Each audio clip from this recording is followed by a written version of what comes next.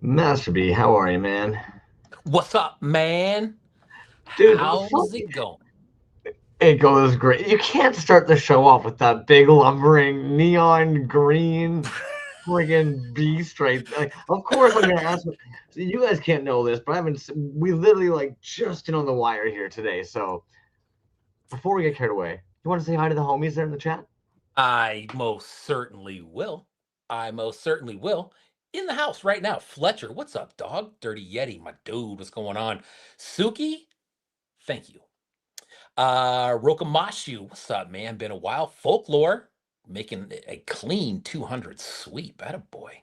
Root Panda, what's going on, man? Original Cash Brand. Headcase Toys, 2 weeks. Headcase Toys will be on the show. Check that out. Eric, what's going on, man? Happy 2 hundo. Thank you very much. Micah, what's going on, dude? 8-Bit Mike, thanks for the love. Hobo Toys, what up? Abaddon, what up? Bootleg Toy Co. Hello. And that's who is speaking up so far. If you haven't spoke up, you don't need to. I'm just saying thank you for showing up. Jazz Wizzy, what's going on? Easy Perez 8942. I'll take a guess at that. Welcome. Look at you taking it. I was thinking I have no idea who the fuck that is. Toys and tits, what up? But you were just like, ah, yeah, fine. Yeah. Come on in. Why not, man? I know we don't normally This do this, but before we even get here, please pull out that. You got to tell us about that little guy there, man. the little guy?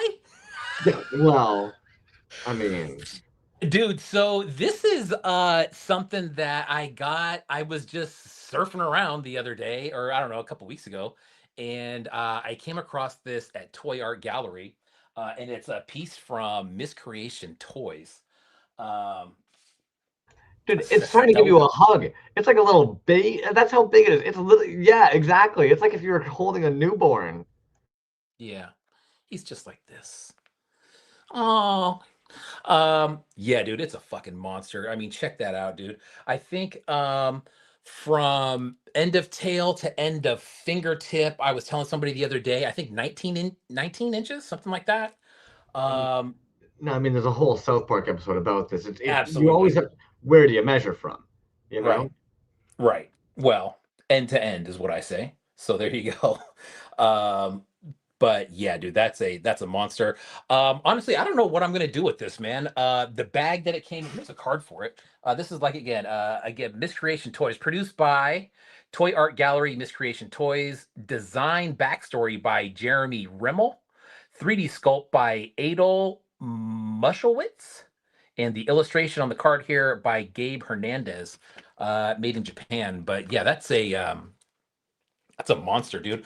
I've reached out to a couple people to paint this bad boy up, and maybe that'll happen, maybe not, dude. I really kind of dig that green. I would really love to see what somebody could do with those eyes.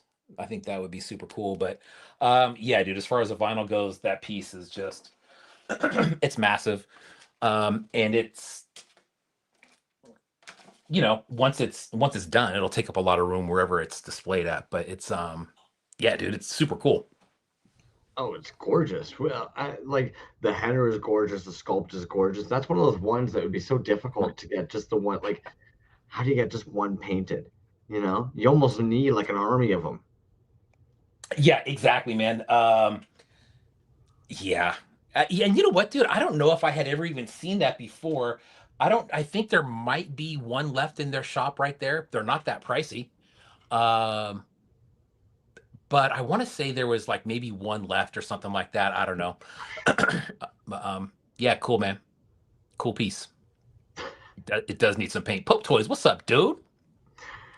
Yeah, before we get too carried away here tonight too, because I know we're gonna have a lot of tabs galore. I want to quickly just get. I've just got a couple. I don't have a whole lot of tabs here tonight because we've got so much going on. But I'm gonna quickly just pop them open. We're gonna do a quick little share screen. We'll get this little batch out of the way before we get kind of lost in the sauce, as they say tonight. Weird Kid Club is going to be having a little event happening on April 18th. A nice little soft vinyl toy market. Now this is going to be over in Australia, of course, but featuring artists from all across Australia. You're also going to have the Toronto Toy Riot happening May 2nd and May 3rd. admittedly, the more I hear of certain artists coming down, the more excited I get about that, man. So it should be a fun little time for everybody.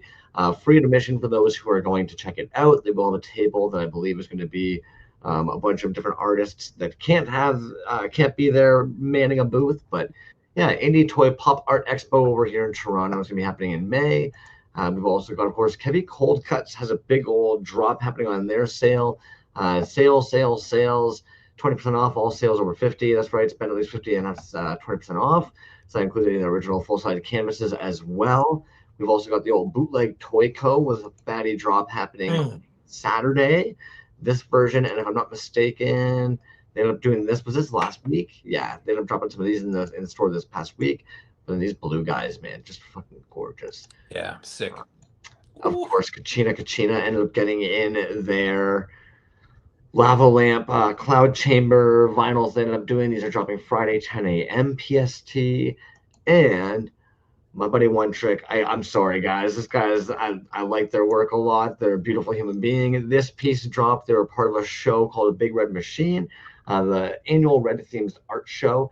And I just couldn't help but pull this up because this was a new one for those of us who typically check out their work. I hadn't seen them do this piece yet. So, yeah, I wanted to give it a little shine. That's my D. Yeah, likewise, dude. Agreed, man. It's that's a sick looking character.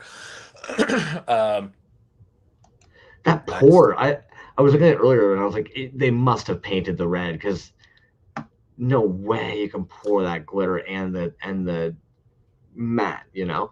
Yeah, well, and one of the look at the red flake in the bat right there too, man. I think in one of the other pictures that red almost looked translucent. So, and it could be that could just be the way the light's hitting it right now, but There's like a like glitter translucent with translucent. yeah, translucent with like red glitter in it or flake. That's cool. I Yeah, dig that. and they killed that. And that's kind of it for just like the standard tabs for tonight. Because of course, we're going to be looking over a couple pieces for the Sewer Showdown by Dimension X. Now, B and I were kind of talking about this one. You guys don't know this, but leading up, we were kind of like, how the fuck do we tackle so many, especially with the, is it SMUSM, CMUSM show as well? Yes. Yeah. So we weren't sure how we were going to crush both. So we essentially picked 5. Now, I also went through today and I saved them all. So we can do the world's quickest. Ooh, literally just scroll the wheel through. Oh, neat. But then we also kind of went through, we picked our favorite 5s of both of those shows. So there ends up being about 10 there. We have HEALEYMADE joining us later on. And we decided just for shits and giggles, we're going to just have them kind of hang out with us too while we discuss those pieces. Yeah, hell yeah, There's man. And like you said, dude, I think, it's just it ended up that the 200th show ended up in the middle of these two shows. And so I mean, dude, we got nothing but time. We're on no schedule really, as far as, episodes to go in the future. So yeah, we will circle back on some of those pieces for sure, man. I mean, the Sewer Showdown had over 100 artists alone in it. And like I said, we picked a few to take a look at to get at least those shows some shine, but we'll circle back on those in the coming weeks. Dre, what's going on? Pocket Toyco, what up, doggy? Victorious number Glory, what's going on? before I get too carried away too. One more tab I almost forgot about, only because I'm sure we've all seen this pop up. I'm Mhm. curious. I'm intrigued. I'm a little intrigued on everybody's thoughts on this, especially I know there's a few in the group that really like He-Man and Mo too. You seen this yet? I've never seen that, dude. What are we looking at here? All right, so Maytel Creations is recently, this is like a collaboration they've done with James Jean Art, and it's based on their like illustrative work on reimagining these characters. Hmm. It's my understanding these will be released. These are figures that will be released. This is going to be the Skeletor and the He-Man. I'm really surprised you hadn't seen these. I I like that. I was into the Origins thing for a minute, and then when like the distribution got all fucked up here on the West Coast, I kind of like cooled off on it a little bit. But that right there, man, I dig that. I'm not sure. Yeah, I don't know too much about either one of those, man, but I like both of those. Those are cool. I, I guess what is interesting is one, we've kind of wondered if some of these more commercial lines have their eyes on some of the indie, and I would say this once again kind of shows that yes, You know what, man? And here's something that's really funny, just a little takeoff on that. I was looking around for some Healy made stuff today online, and I came across an interview that he did 11 years ago. And it's on YouTube. It's a guy who has a YouTube channel, but it's a great little 5 or 6 minute interview if you can find it. And he basically just kind of goes through his studio and he mentions that exact same thing. Dude, this is 11 years ago now.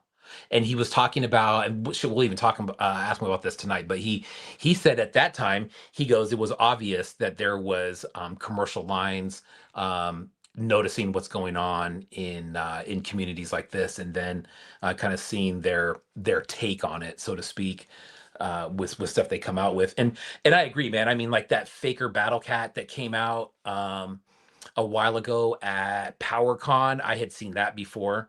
The prototype Boba Fett. I mean, I have some of those from Has No Talent from years ago, and those were a new thing on the commercial market here just a couple years ago. So, um, but yeah, those were sick, man. I don't know what those were. Those were sick though. James Jean. Everybody check that guy out. James That was sick. James Jean art, yeah. Again, it's just interesting to see the reimagination of it, revitalization. Hey, who knows? Maybe, just maybe, more work like this will then attract people over to our homies and more independent art. It seems silly, but in a niche market where, like, let's be real, 13-year-olds and adults are really who's buying these toys.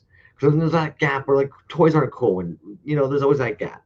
But I feel as though if 30% of your market starts buying somewhere else, you're going to wonder where the hell they're buying from. Mm.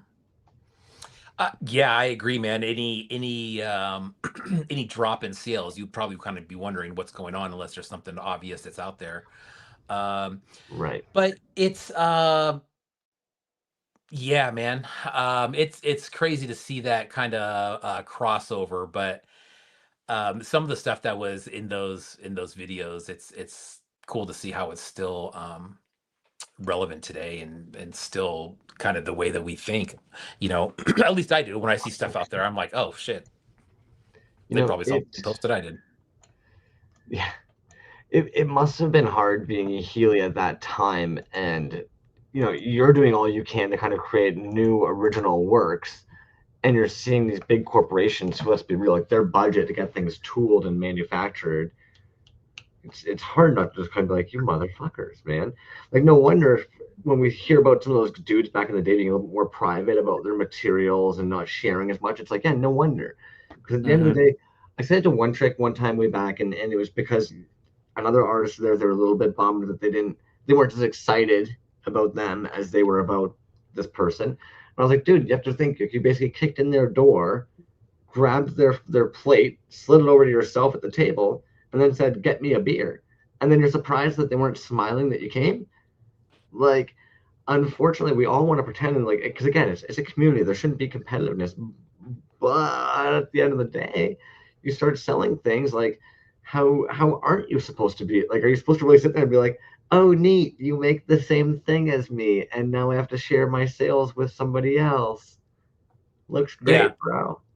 Well, and see, and that's I think that's definitely one way to look at it, man. And that's a way I think I don't want to say it's a pessimistic way to look at it, but I think it's a way to look at it in a negative light where uh, other personalities, maybe other artists, kind of feed on that a little bit, right? The competition, oh, you think you did it better than me? Well, now I'm going to do it better than you, and watch this. I'm going to do something a little bit extra now too. And some people need that drive, that force behind them that's always coming behind them to push themselves forward, or they get stuck in a rut. And it's not just like that with art. That's like that in a lot of different things, man. Me personally, dude, I need someone to come by every now and then and be like, what the fuck, dude? Like, it happens. It's just across the board. That's just life and how it goes. But and there's different things that drive that. Sometimes it's competition, man. Other times that competition is seen as, like, just like what you said, man. Hey, why are you stepping on my toes here, dude? What's going on? I think that's where it kind of gets a little bit fucked up. But I mean, shit, It, nobody owns anything really, right?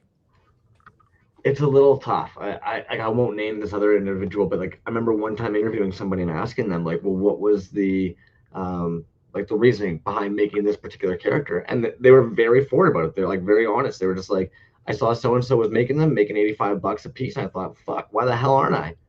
And you're like, Hmm. touche. Yeah. Like, yeah, if you know you can do it better, and you have the mold and shit, and you want some of that pie, like, should we really be mad that you're capable and you took some of the pie?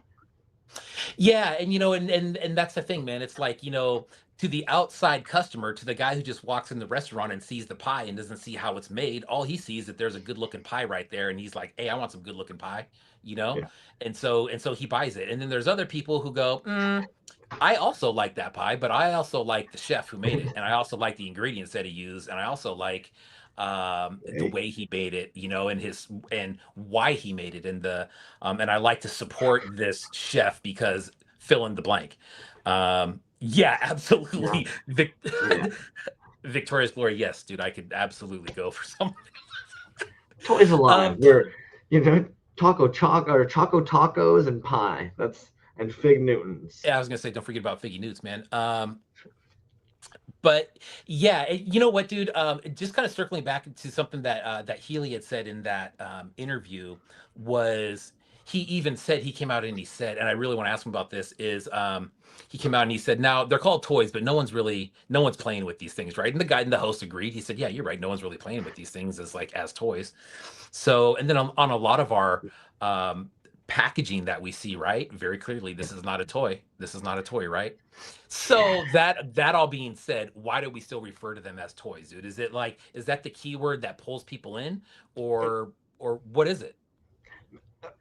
I mentioned it today in the post today, and it's something I've actually struggled with from the moment I started collecting these. We've discussed it, even like how you describe it to other individuals, because on one hand you want to call it indie toys. On the other hand, you know that the moment you call it toys, for some artists, it kind of devalues what they do. For some folks, I've always told you, like, the word toy for me, like, that's almost like the highest compliment, man. Like, I understand what I'm holding is not a fucking, like, off the factory, one in a million toy. I understand. And if anything, we often talk about it that go and grab a commercial toy and look at the paint app on it. You might want to think one of your homies like didn't give it love or didn't make it the best until you compare it to a commercial toy and you're like, oh yeah, the dudes in the commercial like line, they don't give a fuck about making sure this toy looks good. My homies care way more about the quality of this work generally than the average toy that you're going to get off the peg at Walmart. Straight up. So like I don't know, man, and I don't know where the line is. And then what's tough is like I I like I do kind of fuck with my shit. Like I'll be honest, like not to a degree where I'm sitting there fucking like you know playing like when we were kids, but I do like handling them. I do like checking out how they were made. I like seeing what's going on with them. Like play has a whole new meaning for a lot of these pieces. We've even talked about like sometimes the moment you bring it outside and take a photograph with it in like a natural location or something, aren't you kind of playing? I don't know. It could be. I mean, it's just, now let's look at it on the other side of the coin, right? When you think of the word art, do you think of handling it and taking it outside and, you Kind know, of. taking it different places and stuff like that? I don't. You know what I um, mean? I think what I love about art and what I kind of think about with these trinkets and shit, like, uh, hell, this morning I was watching Married with Children in the background, and all of a sudden I had this moment where I looked up, and in the far back room that these characters were having their conversation, I noticed there was a shelf, and there might have been like a treasured memories on one of the shelves, but then right beside it, it almost looked like a Mr. Potato Head, and I couldn't help but just be like fixated on that. And that's kind of how I feel when I go into rooms and other places. Like, it might not be a toy, so to speak, like even something like this. But if I walk into your house and I see this by the windowsill or something, I'm intrigued. I'm curious. I'm wondering what it's made of, why you have it there, what the importance is, what the significance is. I'm probably going to be very curious, man. And I feel like art is in a lot more spaces than we think. And I think art's kind of everywhere, to be honest. And whether it be like, it could be a fucking rock that for some reason you just love the way it's shaped and the colors are. Like, I don't don't know. Yeah, no, I agree, man. All I Does it know is that utilize the when elements and principles of design? There we go. Well, yeah, I mean, sculptures live outside sometimes. I 100% agree with that. But what I'm saying is that we're not taking art pieces outside and playing with them in the dirt. Like when you say you're playing nah. with toys, like when you say I'm playing with toys, I think the vision that that gives people is kids playing in the dirt with fucking toys, right? Like Yeah. I guarantee there's nobody in this room that's doing that. Fair. Touche. So, but I mean, it's different for everybody, right? And I think that's kind of the whole fucking crux of this whole community is that you have people who lump that into the one category, which you can if you want, but there's other people who just say no, those are two completely different things. And I think that's kind of where the rub comes in sometimes, man, is that like there's there's hobbyists and there's people that are doing this full time as a full time gig, and there's all different kinds of interaction in between there. So it's hard to put a Yeah. label on exactly what it is. It's different for everybody, and that's the cool thing about it. Well, let's be real. Like costs, and I don't think many of us collect costs or think of them as being in the same realm as us. But is that not a designer toy? And then if we think about just like some of those big giant statues based on that, is that not also celebrating toy? Is that different at that point? What do I play with in the dirt? I'm not sure what that means, my man. You'll have to be more specific on that. I don't take any of this shit outside in the dirt. I know that. That's all I'm saying. But you don't take any of yours out with you. Like you don't. I don't even know. Like you don't bring them outside for pictures or anything. Like you don't. If Sure, you go on a hike or a sure, walk, do you ever have those moments where you're just kind of like, like, dude, I'll be honest. I bring sure. I pocket do. But is toys. that playing with it? I don't know. That's what I'm saying. It could be for some people. It's for some people it is like, oh yeah, that's playing with toys. For me, that's taking a picture of something that I like. Yeah.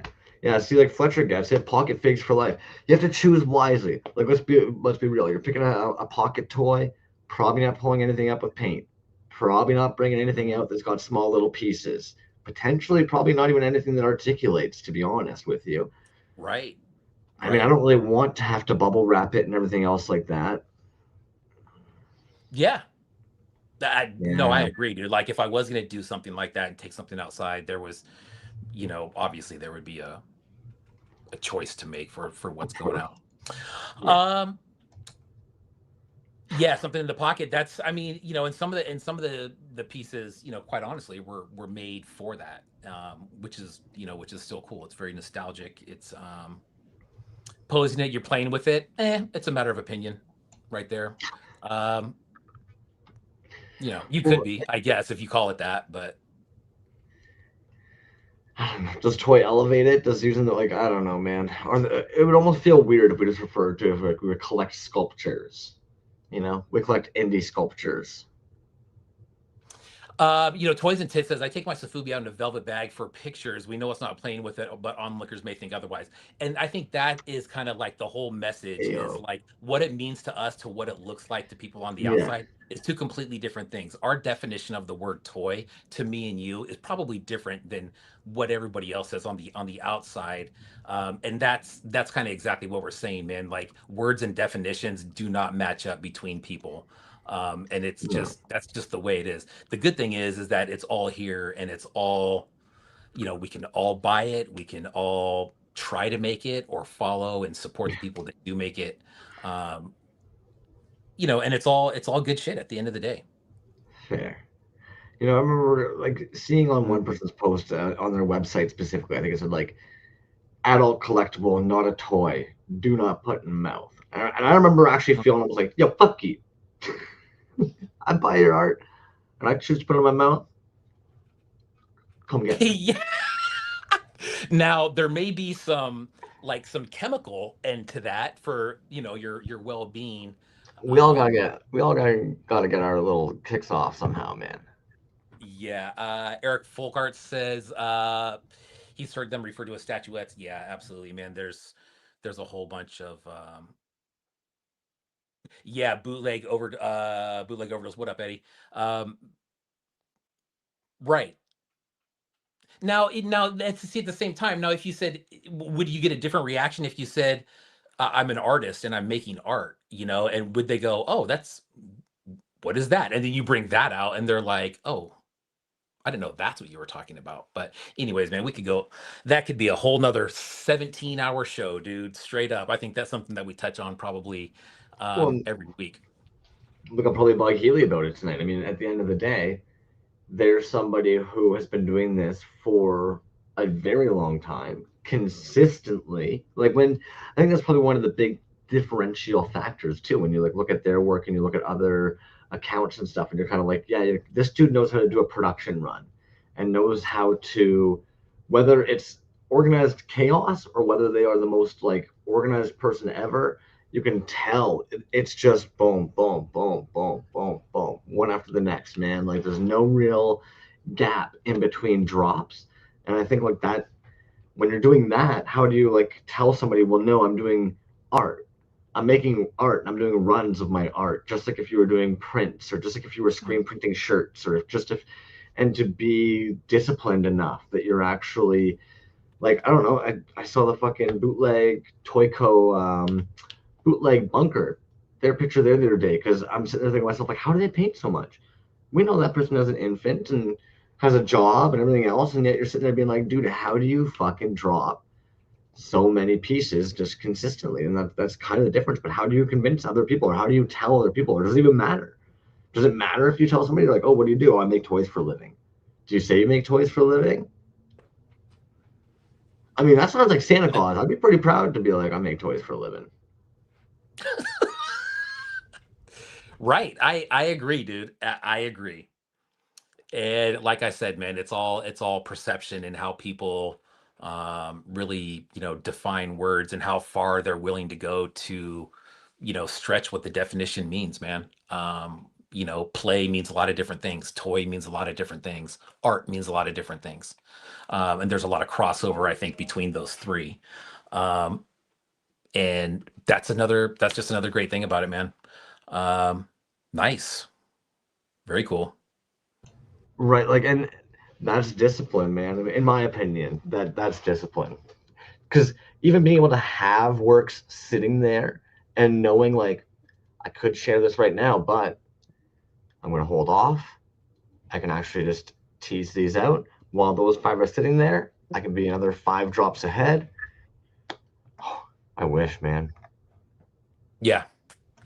Yeah, God, dude, that's talk about being ahead of the game for sure. Hey, how about No, this one, dude? did you make Happy sure to get Healy? 200. Oh, Happy happy 200, man. 200. Did you make sure to get Healy the link for this Of evening? course I did. Of course I did. Of Thanks, course brother. I did.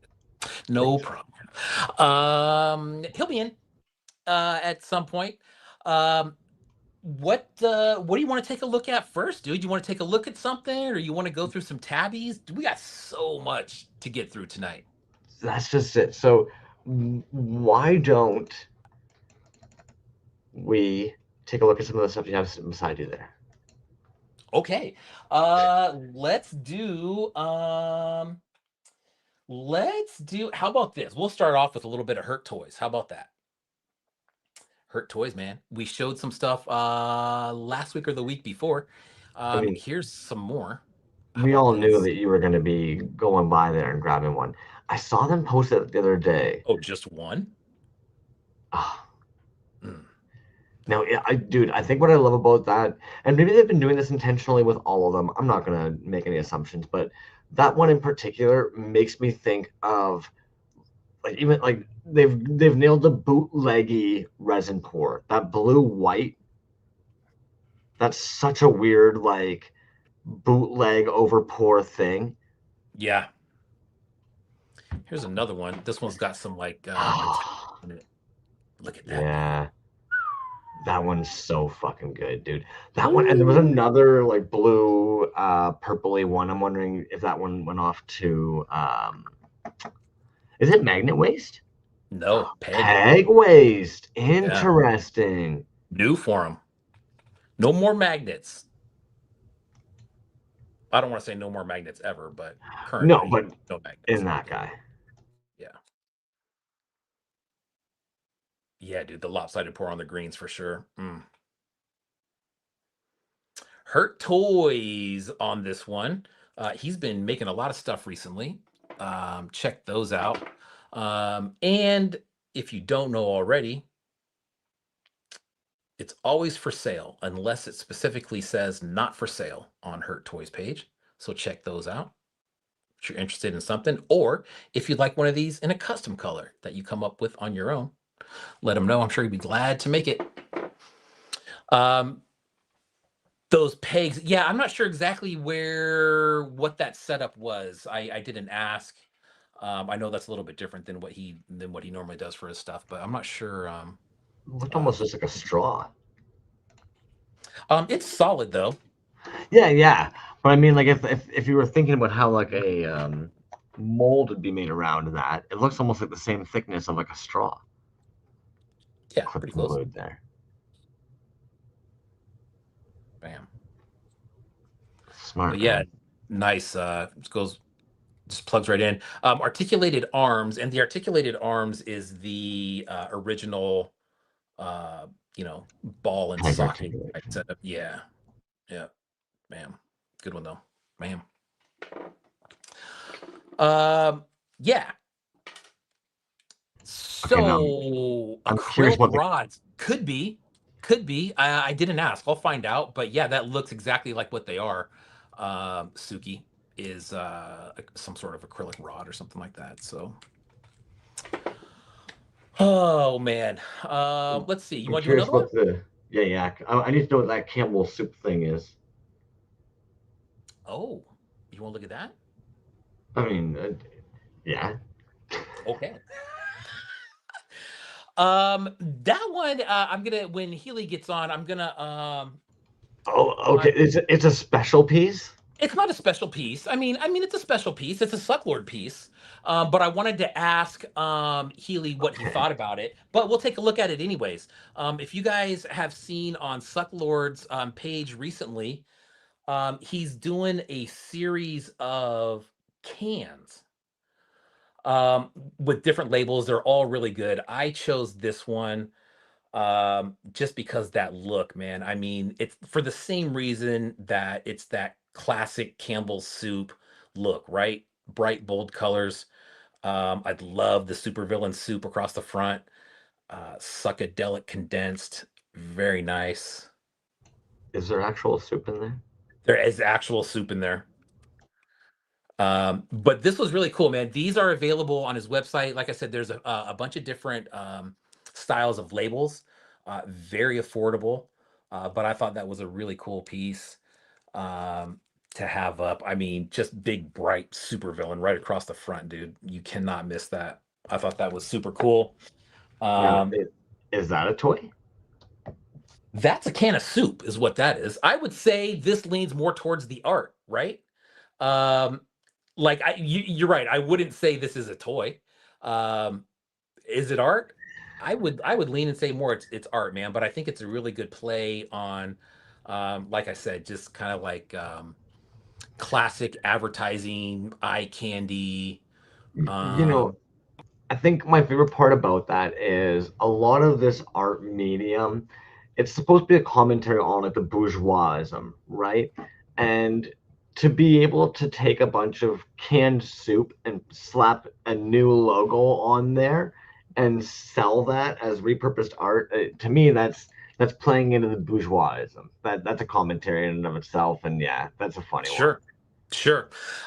Here's the another one that I got from him was the suck chips.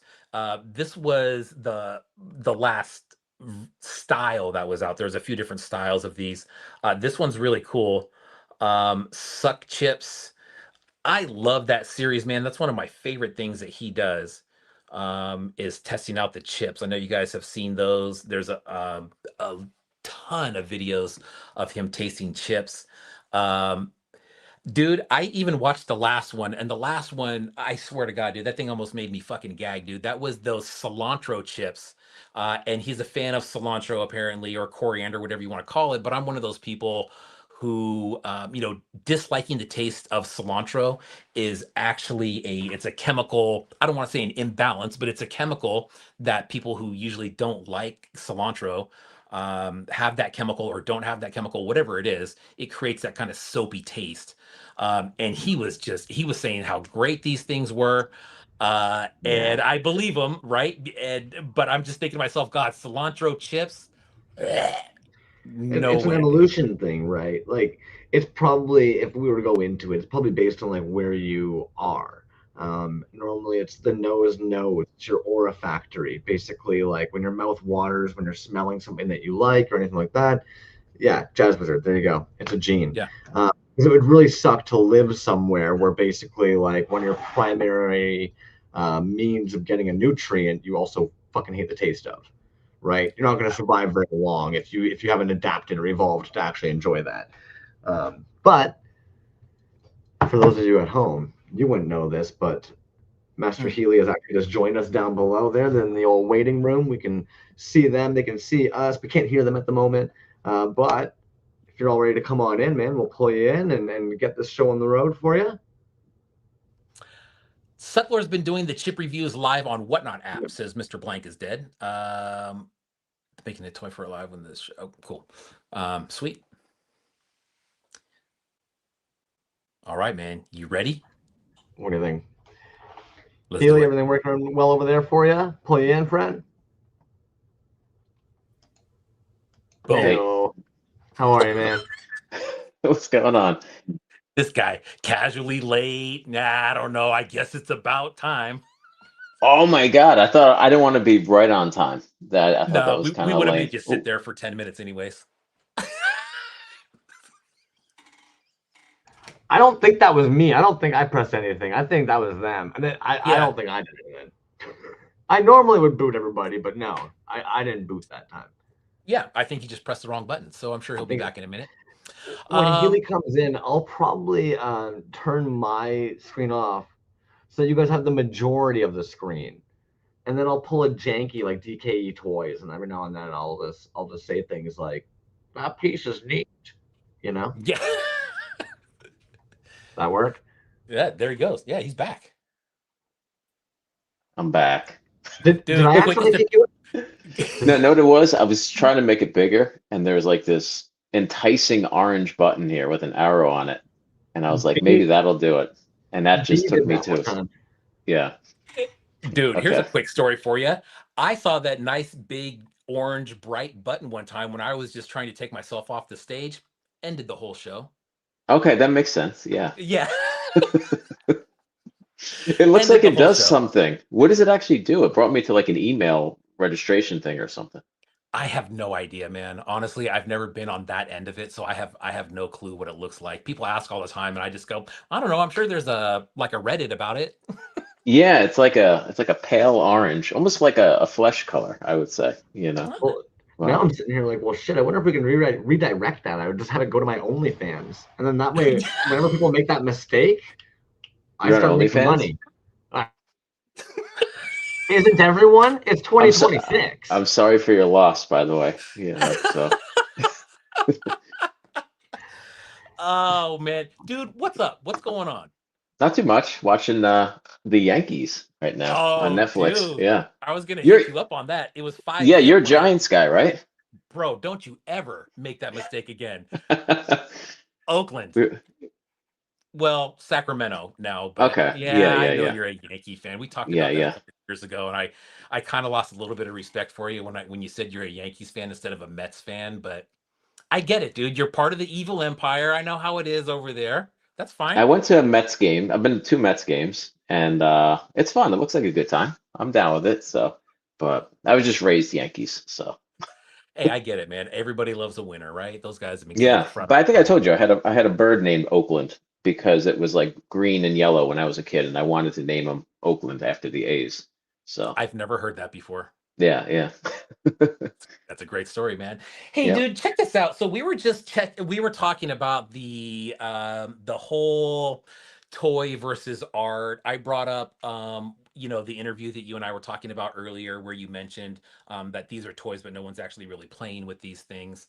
Hmm. And then we kind of got into what um, define playing, right? And I think that's where it kind of gets a little bit murky, maybe not murky, but kind of more mixed together when you talk about definitions of playing, definitions of toys, definitions of art.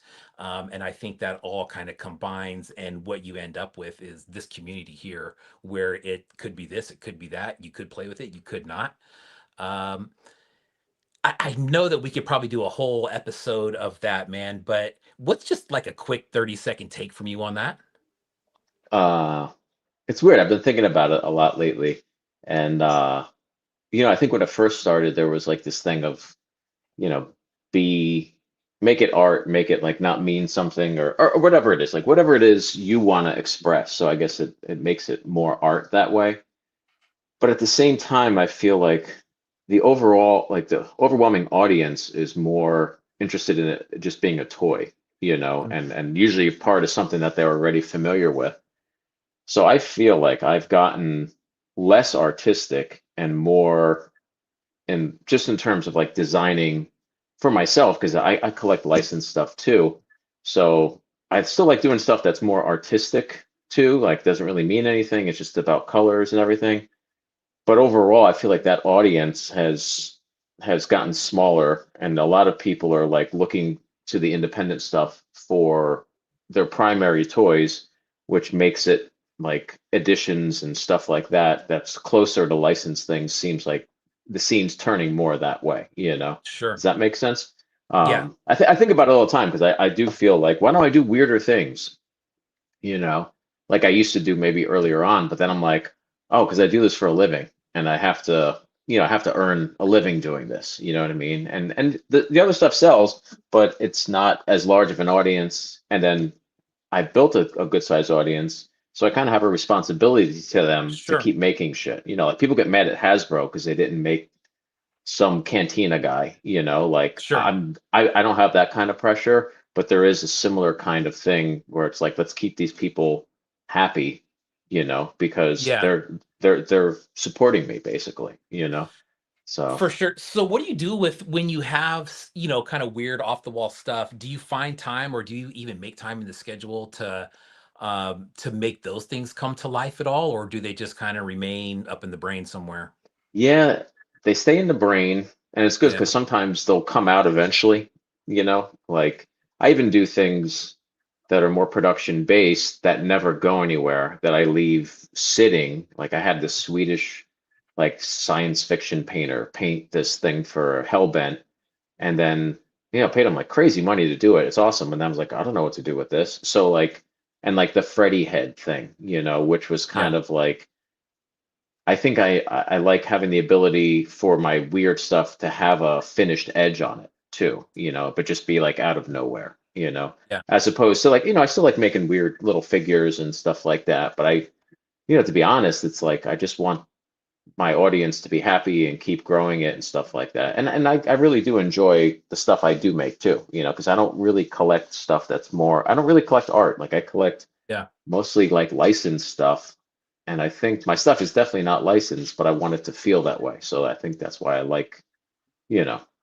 Yeah, dude, I would agree, man. I think yours is a really good combination of, not only nostalgia, but it's got a really good toy feel to it, but it's got a really, I think, an even stronger art. You probably don't want to pick this up and play with it feel to it, which maybe is just a really finished look to it. But I Hmm. think like the texture of your 3.75 stuff for the most part, like the SWWF and kind of that whole that texture is really, that to me seems the exact opposite of what a toy should be, because it feels fragile. You know what I mean? Yeah, yeah, Uh, totally. It's like I used to go to a lot of comic book shops and like resin garage kits, mm, which was always like the expensive shit that was like $275 or, like something. And I kind of realized that like that's the coolest. I mean, that's the really cool shit at a comic book shop. You can get, and I think like, even though I want to make toys, I think I ended up making more like finished garage kits just on different scales, And I think that's what's making, yeah, I think that's what makes my stuff like feel like a certain thing, because I'm basically a model, model maker primarily. So it Yeah. is fun to make toys, like in Japan and China and stuff like that, because then those things are with Super 7, they feel really like toys. But the stuff I make, it's not really a toy, And it's funny too, because I want to make toys, but most of my audience likes the stuff that I make, which aren't really toys. So uh, Yeah. Isn't that, just it's just, winding around. it I'm is. It's just I'm kind of, chasing my tail, basically. well, That's. and it's funny though, because I think that we all are in a way, because Hmm. when we talk about this, everybody brings up great points, man. And I think at the end of the conversation, I could probably side either way just because of the points that people brought up. And it just, I think it depends on the lens that you personally see it through, how you define certain things. And I think that is part of the beauty of it, is that there is no defined meaning of what this is or what you do. And Hmm. so you can kind of create in your head whatever you want it to be. If you want that to be a really like super high end toy, make it a high end toy. If you want to, call it a piece of art that is based off of an action figure, it falls into that category too, which I Hmm. think is all part of it. And I think it brings in so many different, um, yeah, I don't know. I don't want to, it's so many different levels of, collectors, people that are actually collecting and people that are just, you know, doing it to just to have stuff. So I don't know, man. There's so many different things about it, but it's all under the same roof, which is what do you think about that, man? Because I know with some artists, that's where the frustration comes in at, right? So if you have an artist who is going for that, no, this is an art look, but you have people Hmm. referring to it as toys, and they have somebody who's coming into the scene, which is all under this one umbrella, and they are making something that maybe wasn't intended to be a finished off, really nice looking toy. Is there any frustration or like question on why those two extreme opposites are under the same roof? I think um, it's like kind of a new thing, not to do this stuff, but to express your version of what it should be, And I think Yeah, most of the times when toys are made, they're made based on something that already exists, like something from a movie or something like true. He-Man is different. He-Man was designed to be He-Man, and I think that's why it gets so weird and stuff. And I think that's really good. But everything is usually something exists first and then make a mascot of it, you know. And I think like for someone just to be like, I have an idea about a mascot, it's like a mascot to what? And it's like to me, to my style, to my brand and stuff like that. So I think Yeah. everything kind of comes under that thing. And I think it's not new, but the way what people are doing with it and sharing it, like you go to an old school model building convention, everyone's building tanks and planes and all that stuff. And this is a little different. I mean, it's all figurative, but it is kind of like whatever you can.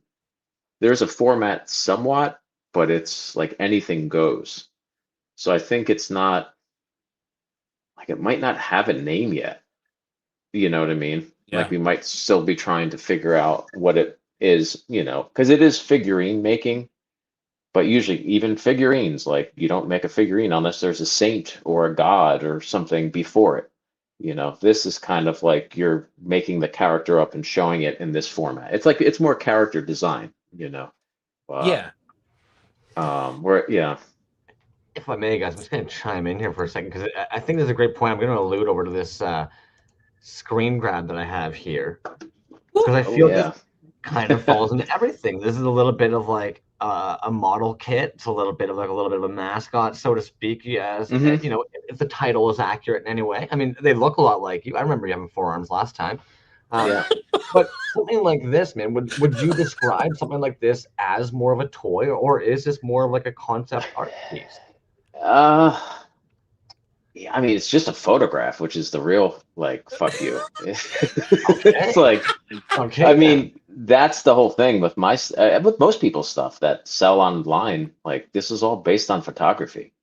So in terms of like you design the character, and now you're also designing the way that the person's actually going to see it too, the 100%. lighting, you know, and that's like another form of control that you can put something forward. Like I'm that guy, you know, the little line and not quite center, and you know, like photography, you know, people, this is similar to like ordering shit out of the back of a comic book in a Mm. weird way. If you're new to it, once you establish a relationship, you know that you can depend, but you're like, oh, that's cool. Like God knows what you're gonna get if you don't know. You know, is it gonna be 3D printed? Is it gonna be this big? Is it gonna be that big? Is it gonna be in pieces? You know, like that's what's really interesting is that people are taking chances on stuff, you know, based on just seeing photography of it, you know. No Interesting. reviews, right? I mean, I mean, Yeah, except for you guys, but I mean, it's not like listed underneath what people think of it or any sure. comments, maybe. But yeah, the whole thing is kind of interesting, you know. But yeah, that's a picture that I want people to see, you know, like whatever that is. I still Yeah. have that. There's only one of them, you know. So, but it's on a very dusty shelf. I have a glass dome on it, but yeah, Oh, nice. yeah. N- Nice. Uh, Interested, Brian?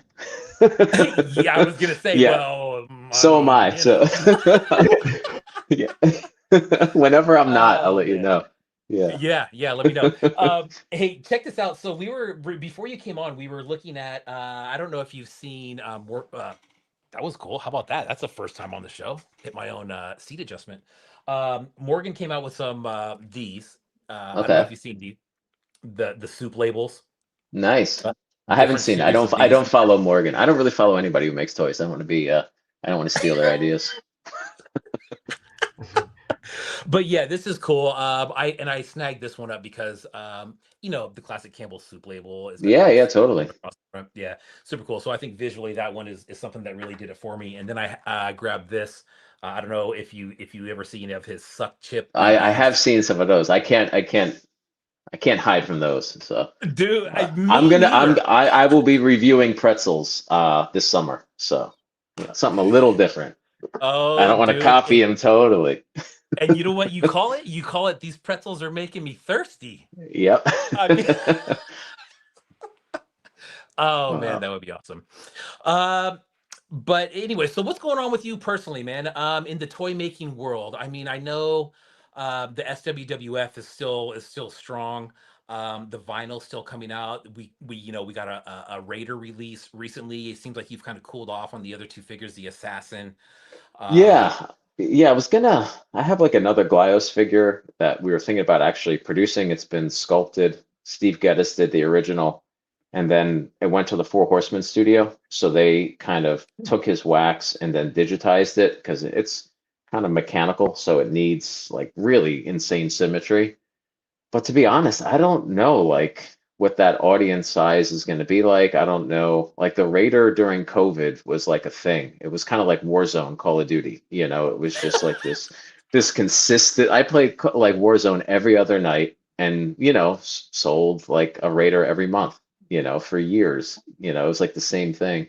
So yeah, yeah, I don't know. I feel like I really like the Star Wars wrestling stuff seems to be like where it's at right now, you know. So, and yeah, especially with the state of the things, I think the sure, less traveling through through everything, tariffs or whatever, you know.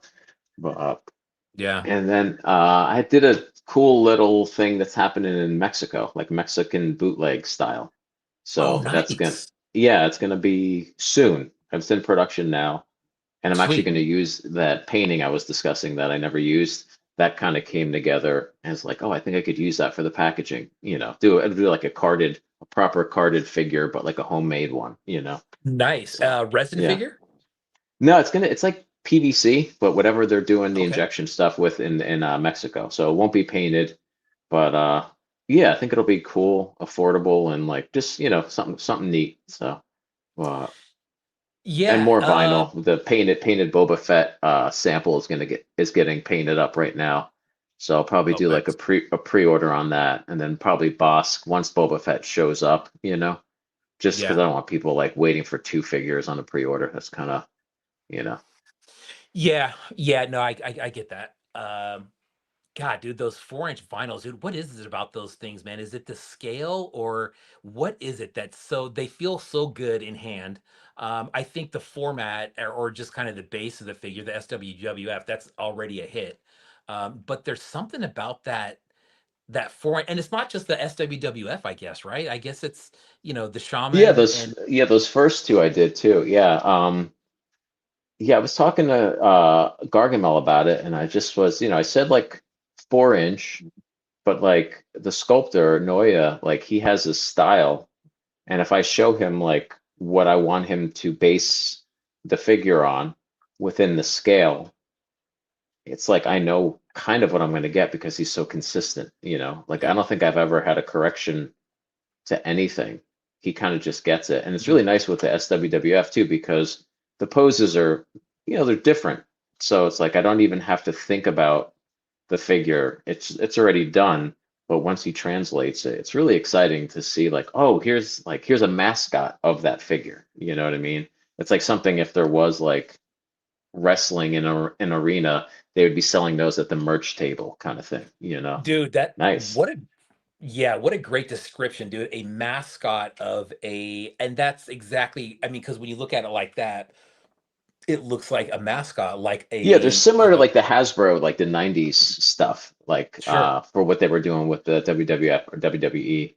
I collected more LJN, Yeah, because of my age. the But big dudes. these, and then Yeah, these are also like there's a muscle man kind of vibe to them also. sure. Um, Yeah. Dude, those and LJNs, those things were weapons, man. yeah, Those things yeah, were the King beefy. Kong Bundy, yeah, like the way that they would bounce and like shake in the air, well, Yeah. like, You but know what I've noticed, dude, at toy shows, it's like you can always I feel like there's always somebody who's got a shitload of those at a toy show, and they range in price from like $5 up to like $30. So they're very, I mean, unless you get one that's got like really solid paint on it or something like that. But yeah, yeah. I go just for like no scuffs, and it keeps me from buying mostly anything. Like the last one I got was at my friend's wedding in the town where it was in Salem. They had a toy shop, and I got a mint George Animal Steel for like $20. mm, And then that was the last one I bought, and that was like over 10 years ago. But yeah, I wanted yeah, Jake the those Snake. I have the snake, and I don't have Jake because I got a beater one for a project, and I cut him up, but he came with the snake. So, um, was that the larger one that you already did? Nice. That was yeah, from the yeah, LJN one, huh? yeah. There's a collector who's like a big wrestling collector, and he always hits me up to do like just really odd commissions, like the Jake the Snake, all the one-off from the boys that I was doing for a while. Yeah, yeah. Yeah, it's all the same guy. He always has like really interesting ideas, and at first I'm always like, I don't want to do this, but I'm like, I'm actually probably going to learn something if I do this, which is always the case with commissions. So Yeah, that's a good question, man. I never thought about that, of you jumping into stuff and maybe using that as a platform to do something kind of outside the box that you wouldn't normally do. Um, I didn't realize that's something that you typically take on. yeah, yeah, no, people ask, and then sometimes it's a little tricky, like they want certain colors or whatever, and it's kind of neat because a lot of times, yeah, I just end up learning stuff because it's stuff I normally wouldn't do, you know. So it's like, and you can try different stuff because it's only one figure. So if there's like a technique to get like that I would never do on like an edition, it's kind of cool to show off and just do it on one. Yeah. I'm doing one for a guy now. He got three figures, and one of them is like it's basically the hooded 3 3/4, but he has the body painted like Django Fett, and then the head just like the standard Cobra Commander head. Mm, And it's pretty cool because just seeing the old vintage Kenner Fett body painted like Django looks pretty nice. You know what I mean? So uh, yeah, that's interesting. Um, huh. Going back to the vinyl that you were talking about, the vinyl in Mexico. Are you familiar with Pendragon? mhm. He is who I am working with on this. You don't Yep. say. Yeah, I did say. I wasn't gonna say, but I'm saying. Um, Dude, that's crazy, man. You just blew my mind right there. A Healy made yeah, he hit Pendragon. me up What? out of nowhere about something. Yeah, And of course, it's just my personality. I was like, oh God, like, what is this guy? Oh, like, but then I was like, let me just go with this. yeah. And he's got some stuff. coming up. And then I was like, yeah, I'm cool with that. And then I was like, can I ask about doing something else? And he was like, sure. So yeah, he's been awesome. It's really cool. Yeah. Super cool guy, man. His work is off the charts, dude. I snagged this up recently. This is the Yeah. yeah, vinyl piece here. He also has these in black, which I didn't realize, but a set of these, a red and a black, would be super fresh, I think. He was awesome enough when he sent the samples of what we're working on. I got one of those in orange, which is very cool. Oh, nice. Yeah, Nice. yeah. It's really cool. It's like I mean it's like the K or the Nightmare no Dragon Riders of the Sticks. Yeah, I'm yeah. getting too old. Yeah, yeah. Which is the head I'm very familiar with, but yeah. Yeah, that's a good one, man. And he also included this little God, that little print, man. That thing's really good too. Yeah. That's super cool. Yeah, he's really, I mean, super on point, and dealing with him doing the project, it's just been really cool. You know what I mean? It's just like no rush on anything, and just yeah, I think he thinks I'm a little bit more tech savvy than I actually am. He sends me stuff and I'm like, do I print that? Like, he's like, that's a 3D print. I'm like, oh, can I just take a screenshot of it and then agree? You know? Yeah, there you go. Yeah, yeah. Uh, But he knows his stuff for sure.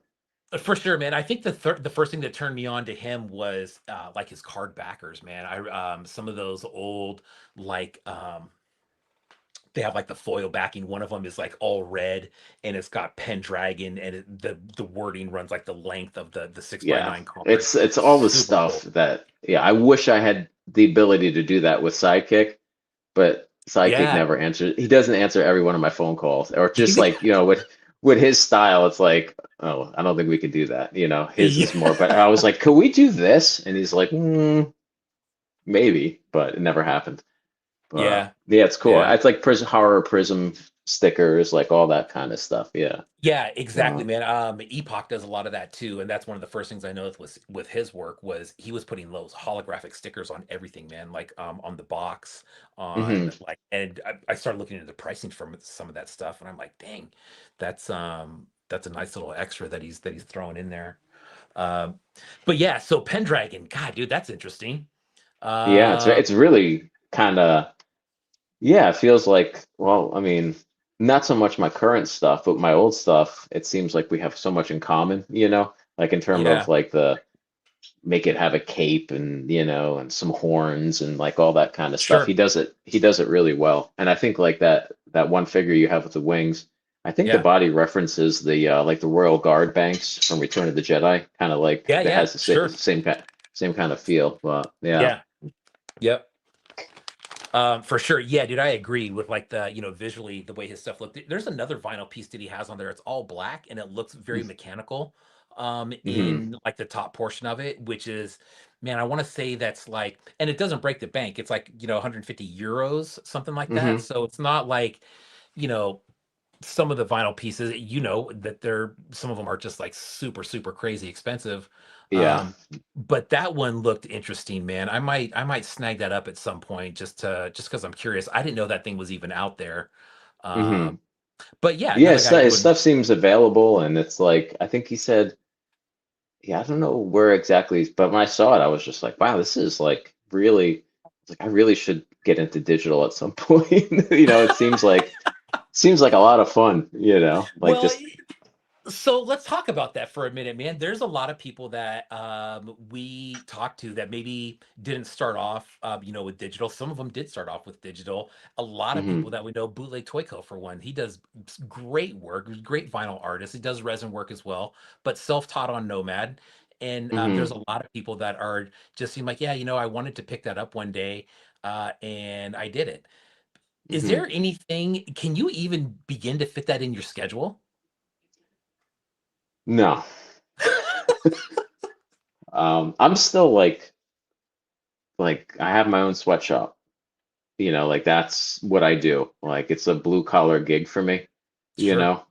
It is cool to be able to work with other people because it is kind of like, hey, I did this. I get to be the artist and be like, make me this and that, which is cool.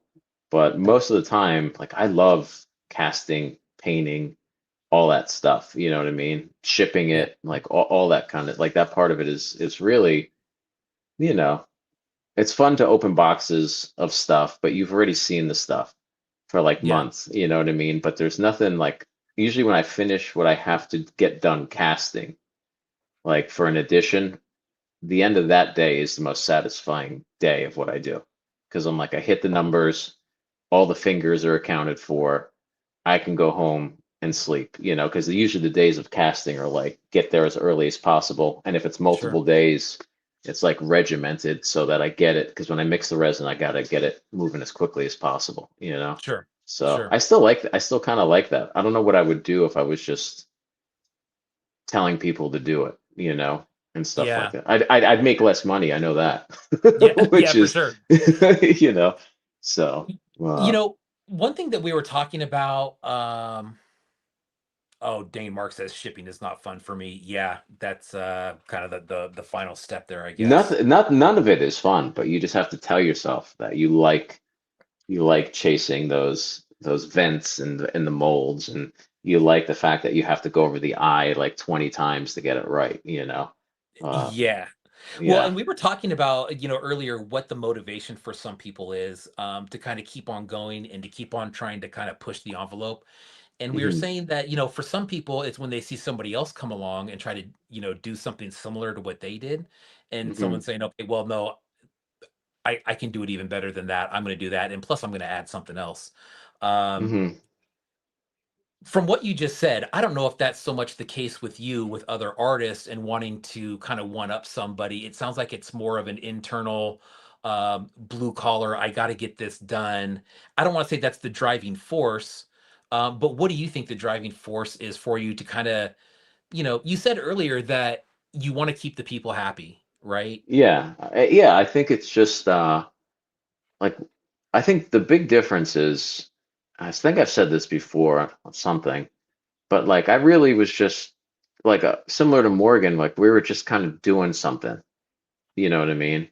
And they, different stuff. Like I was making stuff, but I wasn't duplicating it, and stuff like that. But I was just doing it to do it. I thought I was someone would like I could get my designs picked up by a toy company or Yeah, stuff, or I was selling stuff on the shelves at Toy Tokyo. Just one-offs, like whatever I would make, I would sell, And yeah, I guess I want to do it for a living is a big part of it. Like I just want to be known as this is what I did. Like, I want to have something that I did that's unique. And I sure, love this stuff, so it's great. You know what I mean? Like, yeah, if I had to do something that I didn't really like doing, but that's what I was known for, it wouldn't be as nice. Like I actually really enjoy painting figures. And I like taking pictures of the big piles because it's like, hey, guess how many I made? You know what I mean? It's not so much how much I sold, but like when all the shots of like all the stuff, the additions, to me, that's like that moment that only I get to have, because after that, sure. they're all everywhere else, you know. Yeah. Um, so I think like it's just the thing of like, yeah, I'd rather do this than like climb like free solo. But I think it's it's Yeah. it's it's the same kind of thing. It's a lot more, it's less dangerous, But Yeah. I think it's just like I don't know what drives me to do it, but the fact that I'm like known for doing it, like that's kind of cool. Uh, Yeah, and I think not only that is cool, but I think what you said too is, um, just kind of having the mindset of if I want to do this, this is what I got to do to get it done. hmm. Um, and as far as, just on a personal note, as far as following through with stuff, it's a stumbling block for me sometimes, right? You want to get it done, you want it so bad, and then you look at what you have to do to actually do it, and you go, God, do I really have time for that? And it's like, well, that's where you got to make the decision. If you want to have time for it, then you can probably do it. If you don't want to make time for it, then it's probably not going to happen. Hmm. But I like that approach, man. As far as, um, hey, if this is what I want to do, then this is the gig. This is what it is. This is, like you said, being a one man sweatshop, doing everything that yourself, putting up with the shipping, Yeah, um, like all that shit. yeah, it's just neat to like have a chance of being someone who's like recognized for doing something well. I think everybody seeks that. You know what I mean? So I For think sure. that, and it's just like cool. And that's part of the thing where it's like I want to make sure I still do well too. Because it's like it's not like I got here and now I can coast on it. You know what I mean? Yeah. Yeah. And I think that's good, because I'm like, I've still, still got it. Like I just had a day of casting a bunch of IG88s and like all the Mm. hands were perfect. It's Oh, like 10 nice. figures every time and fingers. And I was just like, man, I blew a shoulder one time, but that was about it. All the fingers, I was like, every time I'd pull it out, I was like, man, that mold is like so much better than the last time I did this. You know what I mean? So, uh, Nice. Don't tell me yeah. that, man. I'll have to snag one up now. No, I mean, all the ones that went out had fingers, but I'm saying like there were Yeah. there were ones that needed to be recast because of fingers, Sure. chasing them down, just learning about like temperature and all different. There he is, all the Ooh. fingers. But yeah, and I just got a new prescription on my glasses, so it's like it's awesome painting today. I couldn't believe it. I was like, oh my God, it's like having Yeah. superpower. Yeah. So. Oh man. Um, dude, so this is before we start looking at some more stuff here.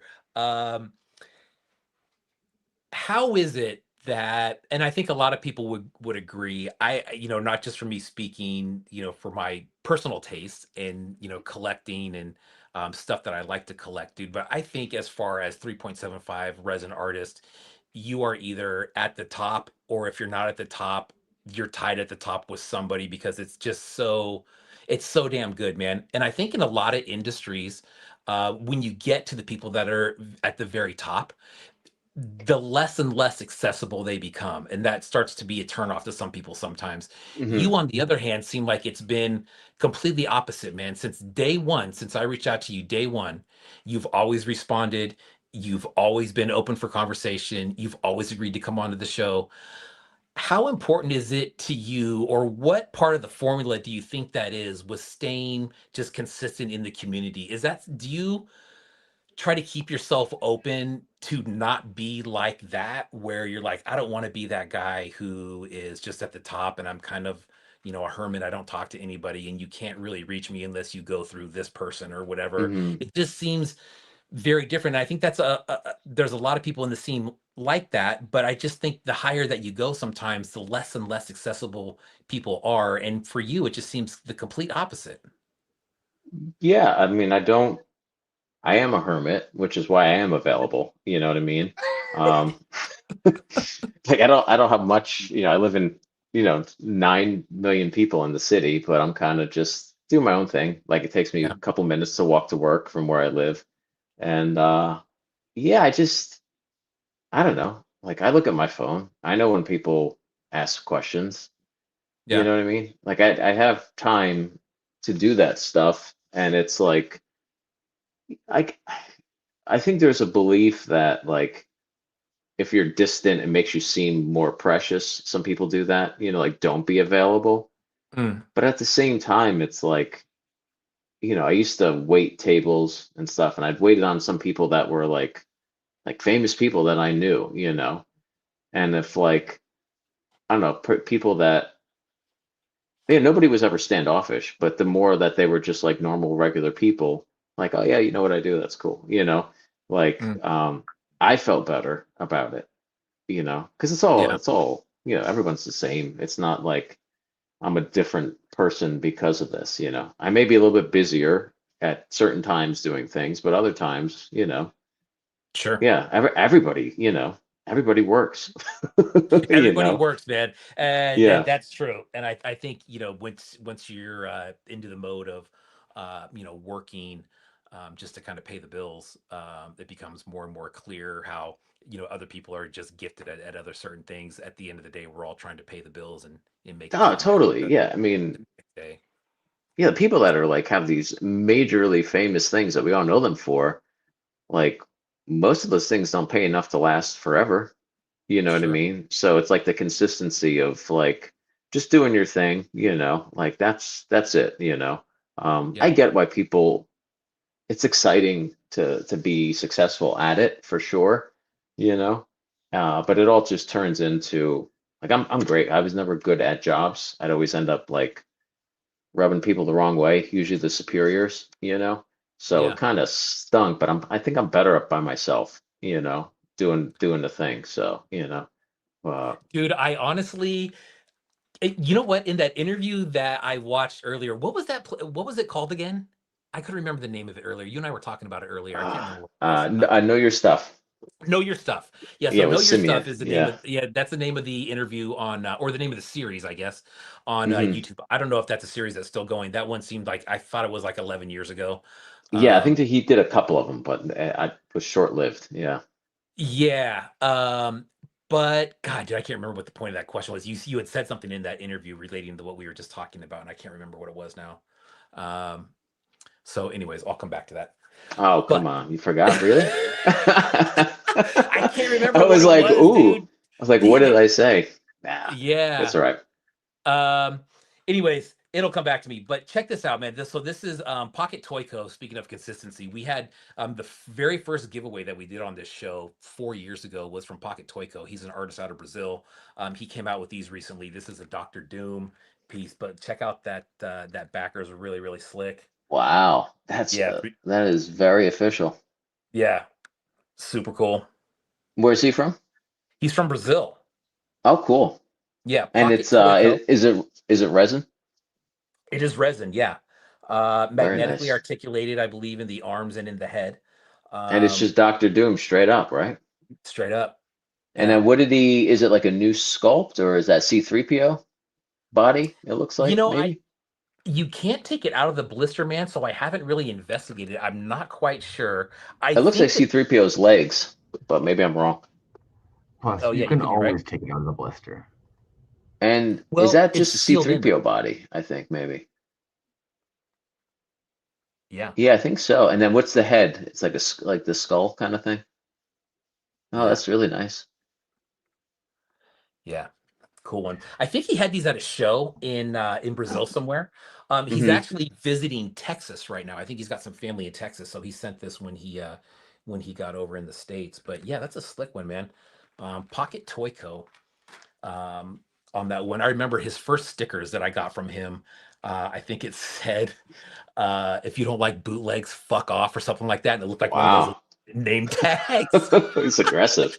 Yeah, Nice. I thought that was the coolest thing, man. But like again, man, he's a younger guy, but he's just That's like someone. better than production his. I wouldn't call that a bootleg, you know? It's like pretty Yeah, intense. Yeah. yeah, right. It's but I think I don't think that's his full-time gig, but he's doing his thing in Brazil. He's got a family and stuff, and he's been Hmm. pumping stuff out for a long time.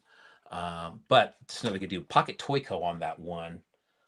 For anybody. Oh, hey, how about this? How about we look at these next? Story time, right? Ooh. Ooh. All right. So I posted about these. I didn't put these in the post, but I said that they were prototypes that nobody had seen before, except for probably very few people had seen these before. But these are Hellbent prototypes that were not produced. Yes, look at those. Fancy, fancy. Tell me Very about cool. these, man. What the Hellbent character? I think there's what, one, two, Four, three, I think. four different ones. Yeah, four I now. think just four editions, yeah. Those were ones that I think the purple one was something that I was working on with them, but that's like the purple on those aren't that different color wise. There's another one that's got like a darker purple and red. I think that's out there. But these are, and then the glow in the dark one was actually their suggestion for what to do with glow in the dark. And it was just something that they just ran at the time. Yeah. Um, yeah, they're cool. Nice. Yeah, I have both of those. Um, Brian nice. sent me those, but yeah, I like them because they're like, ooh, you know, like there's Yeah. not, I don't think there's that many of them, you know, Um, maybe four or five total, you know. yeah, exactly. And I think, God, dude, you did some other custom ones for me. Do you remember those ones? There are Uh, other, yeah, it's like a blue metallic or yes, something like that. yes, Yeah. like a blue metallic, and then I think there's a green metallic. that Okay. you Do you did. have is there a copper and gold one, or did I not finish that yet? There it no, I have not seen that one. Okay. Copper and gold. That What's was that one I was about? painting.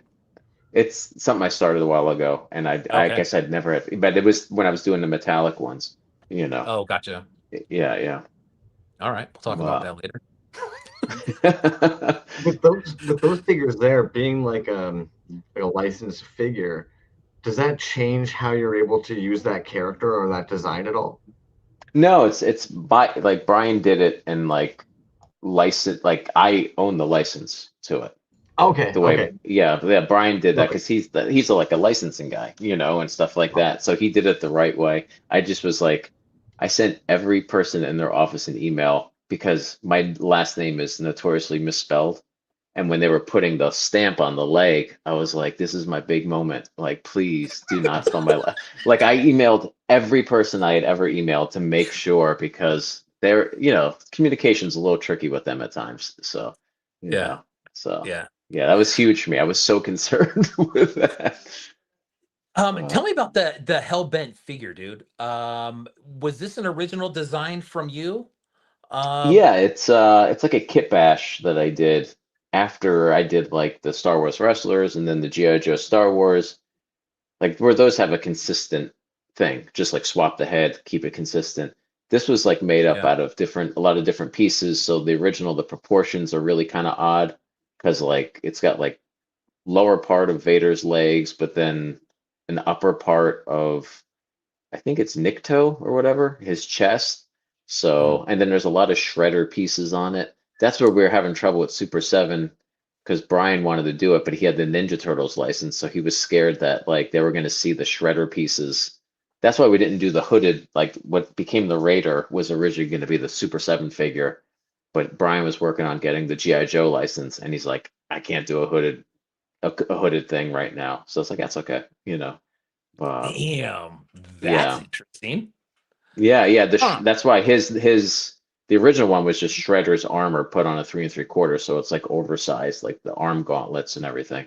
Yeah, But he gotcha. couldn't, he didn't want to copy those specific angles and stuff. But the new thing that's happening with Pendragon is actually like a more, I guess, definitive version of Hellbent that's more similar to the original Kit Bash. It's kind of more gaunt and spiky Sure. and stuff like that. I get what Brian was doing with that because I wanted to do a more detailed figure, but I didn't realize that reaction was the format, almost like as if Yeah, it's almost like a pop, you know what I mean? Like yeah. they all kind of look the same and are consistent.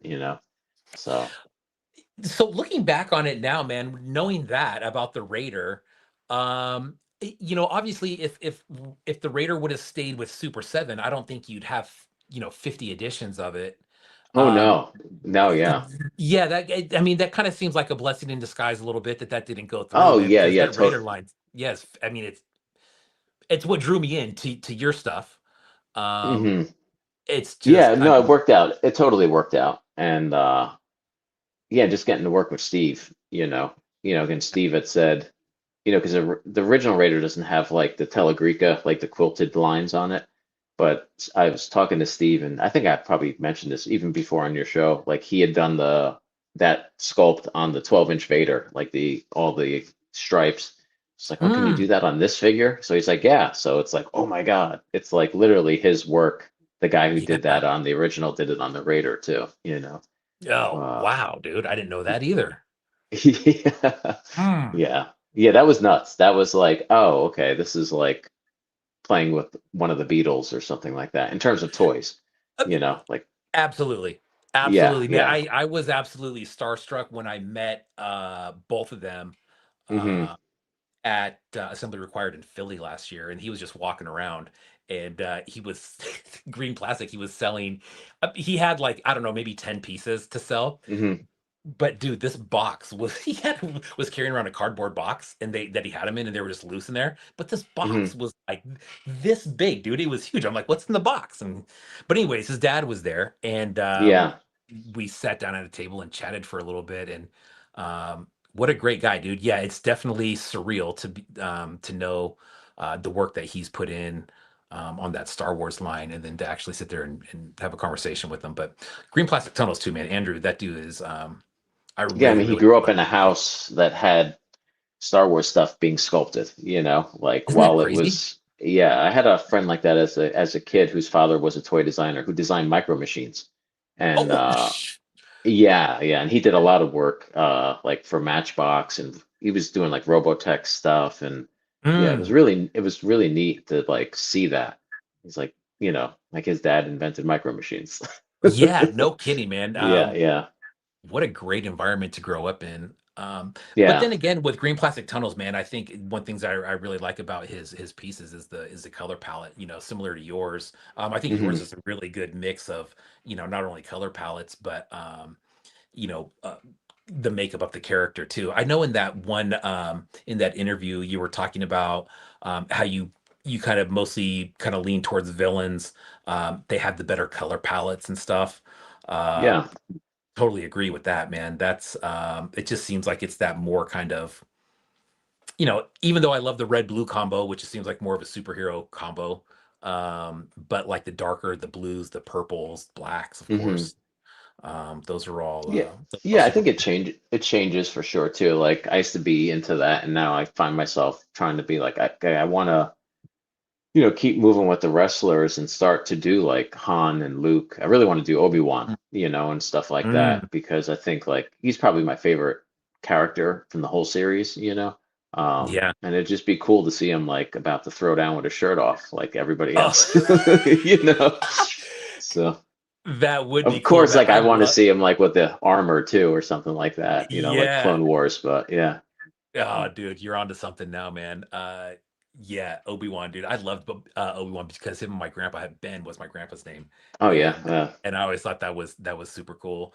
And then there's of course Uncle Owen, right? And my son is Hmm. Owen, and I didn't even make Oh, that there you go. connection like an idiot until I until he was like 5. I'm like, oh yeah, hey, remember? Yeah, Uh, yeah. Tusken Raider. Hey, how about that? That's interesting. Hmm. Let's see what else we got here, man. How about dude, here's a really good one. Are you familiar with I'm Jonathan Queen? Yeah, painter, right? Painter, yeah, but also toy maker. He's getting into Yeah. vinyl. And he did the Bat Kid recently, which is a take Hmm. on that big boy character, which Yeah, I yeah, with love. the suspenders or the overalls Absolutely. and stuff. Yeah, yeah. Exactly, man. And I think that was super cool. This one right here is one that I picked up at this was at Assembly Required in North Carolina back in February, but this is Batfink.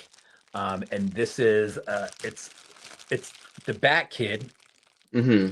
but then he also made this mask to Oh put over it. wow. Yeah, man, and that is, I mean, that's like a legit mask. Hmm. Uh, but what a freaking setup! I love these. I got a couple Yeah. different styles of these now, but man, it's Yeah, he so just good. did that series of the Motu heads, like the small Yes, canvases. Yeah, they're really cool. I mean, really I'd love to cool, be able to paint like that. It dude. looks so satisfying just to be able to make that, just to do that. It's Yeah. crazy, man. And I don't know if you've seen some of he makes these dioramas on some of them, on where they involve a lot of stuff before he actually paints them. And so he's basically painting what he made. Those Hmm. alone are incredible, man. Hmm. But yeah, his painting style is just it's super, super. I don't even know what you call that. What do you call that style? I mean, it's just kind of I guess it's impressionistic in a weird way, like impressionistic realism or something. Yeah. Yeah, I mean, I think Ron English used to do stuff too, where he would set up his still life, so he was kind of like basically making sculptures of toys and setting them up, and then he would paint them too. And I think he still has a lot of those like set up. So yeah, Wow. it's an Yeah. awesome skill to be able to do that.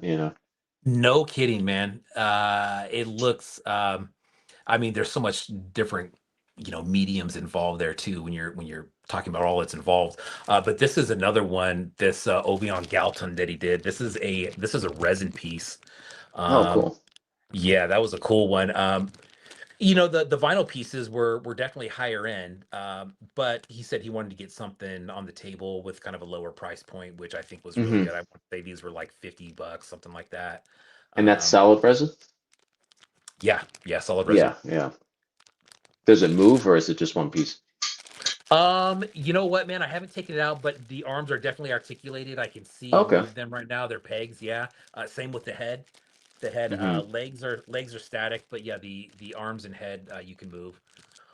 They're all, you know, I guess you could call them one-offs because they were all a little bit different. But Hmm. yeah, that's a sick one, man. That's I don't have any Jonathan Queen resin work, but there it is. Graveyard Shift Toys. Yeah, I follow him because I really like his paintings and stuff. They're really, yeah, just really cool. I could, it's like what's his name? The guy that does Eyes Without a Face. Um Oh yeah, God, I can't think of his name. But yeah, I like looking at that stuff. yeah, super good, man. Yeah, his paintings. I don't know if you're familiar with there was a toy store in Kentucky, Earth to Kentucky, and Yeah. Hmm. yeah, he did that. He did a mural on the outside. I want to say it's like in three pieces, but I mean that thing was massive, man. It was like ran up the side of the building. I don't know if it's still there or not, but um, He's the guy that runs that store is like big into wrestling, right? oh man, I don't know. Yeah, I think he was on a show that where they go to different toy stores. He's bought stuff before, I think.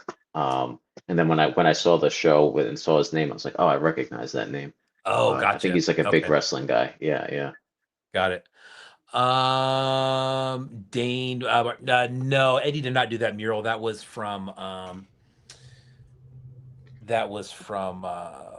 Jason Jonathan Edmondson. I Queen. can't believe I forgot that name. So that's the Jason Eyes Without a Edmondson. There you Face. go. Yeah, yeah, Yeah. totally blanked. I could picture him, but I just couldn't think of his name. So yeah, that was cool, man. That was a that's another artist, dude. God, I mean, you talk about people that are so talented in a bunch of different ways. I think there's a lot of them in this It's community. scary. It's scary. I mean, I'm just like painting ice cubes that I make. Like, like it's wild the skills that people have. It, Digital, oil painting, whatever it is. Yeah, yeah. dude, and maybe you can talk to this a little bit too. But we were talking the other day about the crossover between like tattoos, like the tattoo Hmm. world, and the toy world, and with vinyl, especially for some reason, Yeah. and kind of where that connection comes in. But It's all uh, hipster shit. All of it. It's all it's all hipster hipster. shit. That's all it needs. Hipster craft fair has a new wing. So The hipster craft fair has it's a new wing. Well, now yeah, There you that's go. it. I have to go shave my But mustache now. Yeah, totally, dude. You're the leader, bro. Look at me. Ray-Bans and my cap and all that. Yeah. there you 50 go. years old. Grow up. Right. If we're Hipsters. gonna, Yep. if we're gonna talk about crossovers, was it strange for you? Because we were talking about the IG-88 earlier, the fingers. I've got this post pulled up. Was the Star Wars wrestling crossover weird for you when you noticed how successful that could be? Or did it kind of make sense because it's a bunch of basement nerds for both categories? Um, the whole thing was I did the G.I. Joe Star Wars thing first. So it was all G.I. Joe heads missing. So there was a lot of Star Wars heads that I had. And I was like, okay. And then there was a wrestling set that they sold at Toy Tokyo when I used to work there. And they sold it after I worked there too. And there were 6 wrestlers. And I was like, oh, those are like the bounty hunters. And then they have Giant Baba, who's like just like very strange form. I was like, oh, that's IG-88. And I put it together. So I didn't realize it, like that it was going to be that way. But to me, it's weird that it had never been a thing. I mean, there was the Shocker guy on WWE that wore like the Stormtrooper helmet before, you know. Mhm. Um, but I didn't realize like how like kind of American it really was, Oh, you gee. know.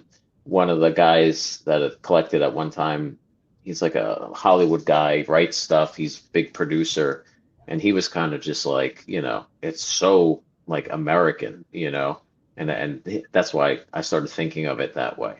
I didn't intend to do it. I was just like a nerd who liked Star Wars and who liked 80s wrestling. And it was and I think like I did a naked Skeletor like really early on, like when I first started messing around with toy parts instead of just model things.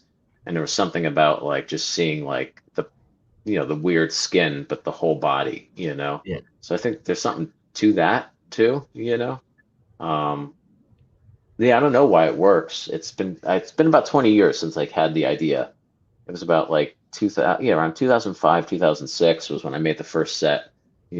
And I didn't start casting them for like another 6 or 7 years. I just had this set that I would like show at Toy Tokyo or put out in a case during Toy Fair and stuff like that. So, Yeah. Well, now when you post about them, it'll be like a drop of 30, 40, just all fucking lined up, painted up. You've got them in Safubis, you've got them in 3.75. yeah, Like, killing it, yeah. man.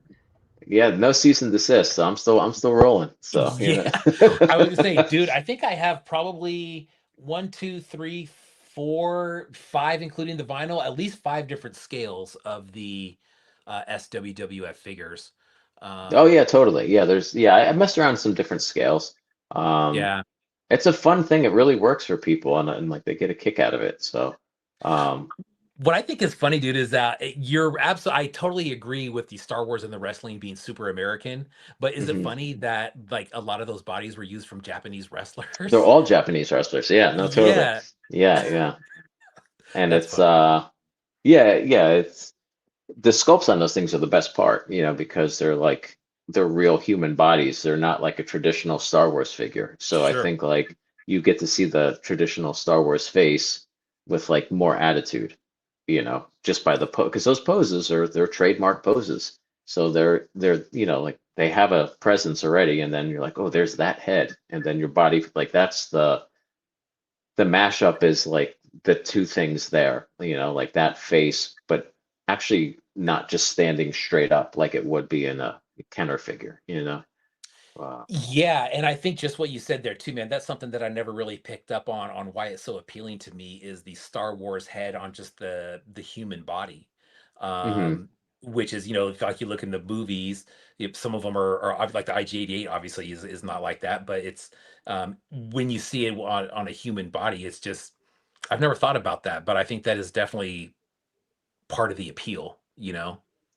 Yeah, Oh because I man, mean, so like, yeah, it's really fun too because I feel like if I'm only gonna like really do one thing, which is decide on a head and which body. So it yeah, kind of has to be, that's perfect. You know what I yeah, mean? So a lot yeah. of the motions and postures and stuff like that, there's like, I think it's pretty obvious why.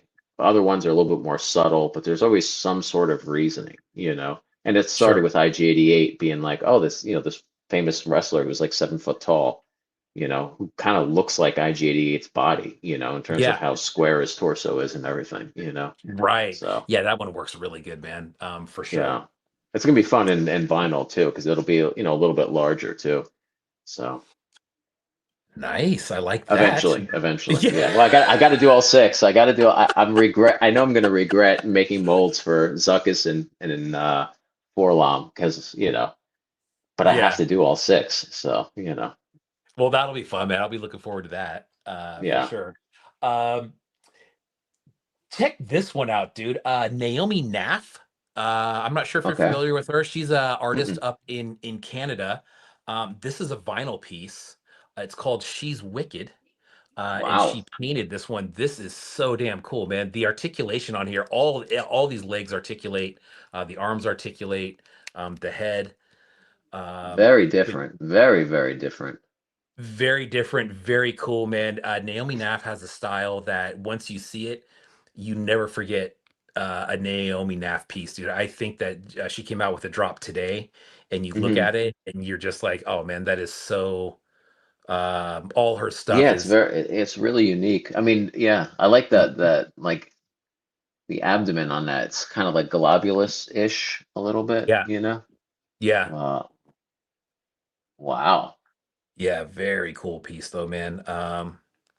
She does some really cool work. There's ceramic work, but all the paint apps are similar to this as far as like Hmm. multicolor, all kinds of crazy shit. But Yeah, yeah, I man, got to get that's into that. Like, I've just been putting off doing vinyl painting forever.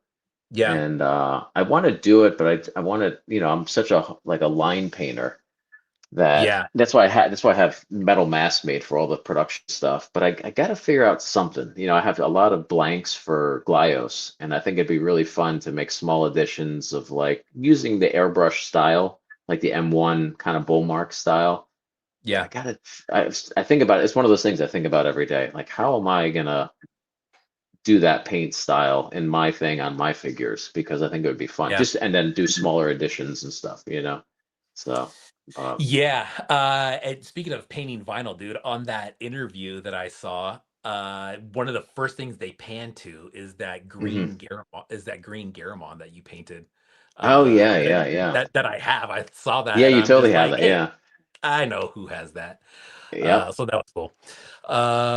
Oh, Eric Folkart said he got a red and black marbled one. Yeah, those are cool. I know that she had they're sold out now of the hmm blanks, but she had some yellow blanks of these that I thought were really cool.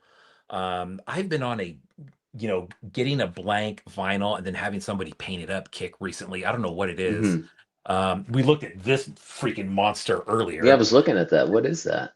Dude, this is from Miscreation Toys and Toy Art Gallery. It's called the Wow. Cistoda. But dude, I think it's like 19 inches from here to the end of the fingertip. It's But it's huge. just it's in a Detolf case, man. You almost can't even shut the door on it because it's so big. But yeah, um, I don't know, man, if I'll get that one painted or not. I love that lime green color. It's pretty. Yeah, it almost looks like the chess pieces from A New Hope, like the Phil Tippett Oh, there you sculpture. go. Yeah, like Yeah, it's yeah, yeah. like I have some of the X Plus ones. X Plus, they were going to do all eight, but they ended up just doing two, and I Hmm. have them. It's similar kind of like Oh, nice. posture. Yeah, Yeah. really Yeah, cool. it's cool, man. It's God, the bag it came in it was almost like a trash bag, dude. It was I freaking was going to huge. say contractor bag. Yeah, exactly. Actually, here's the card. I forgot to show that. That was for the She's Wicked piece. Okay, and you said she does ceramic also? Yeah. Yeah, yeah. Look at that. Yeah, very cool. My God, I gotta up my game. These people are coming hard.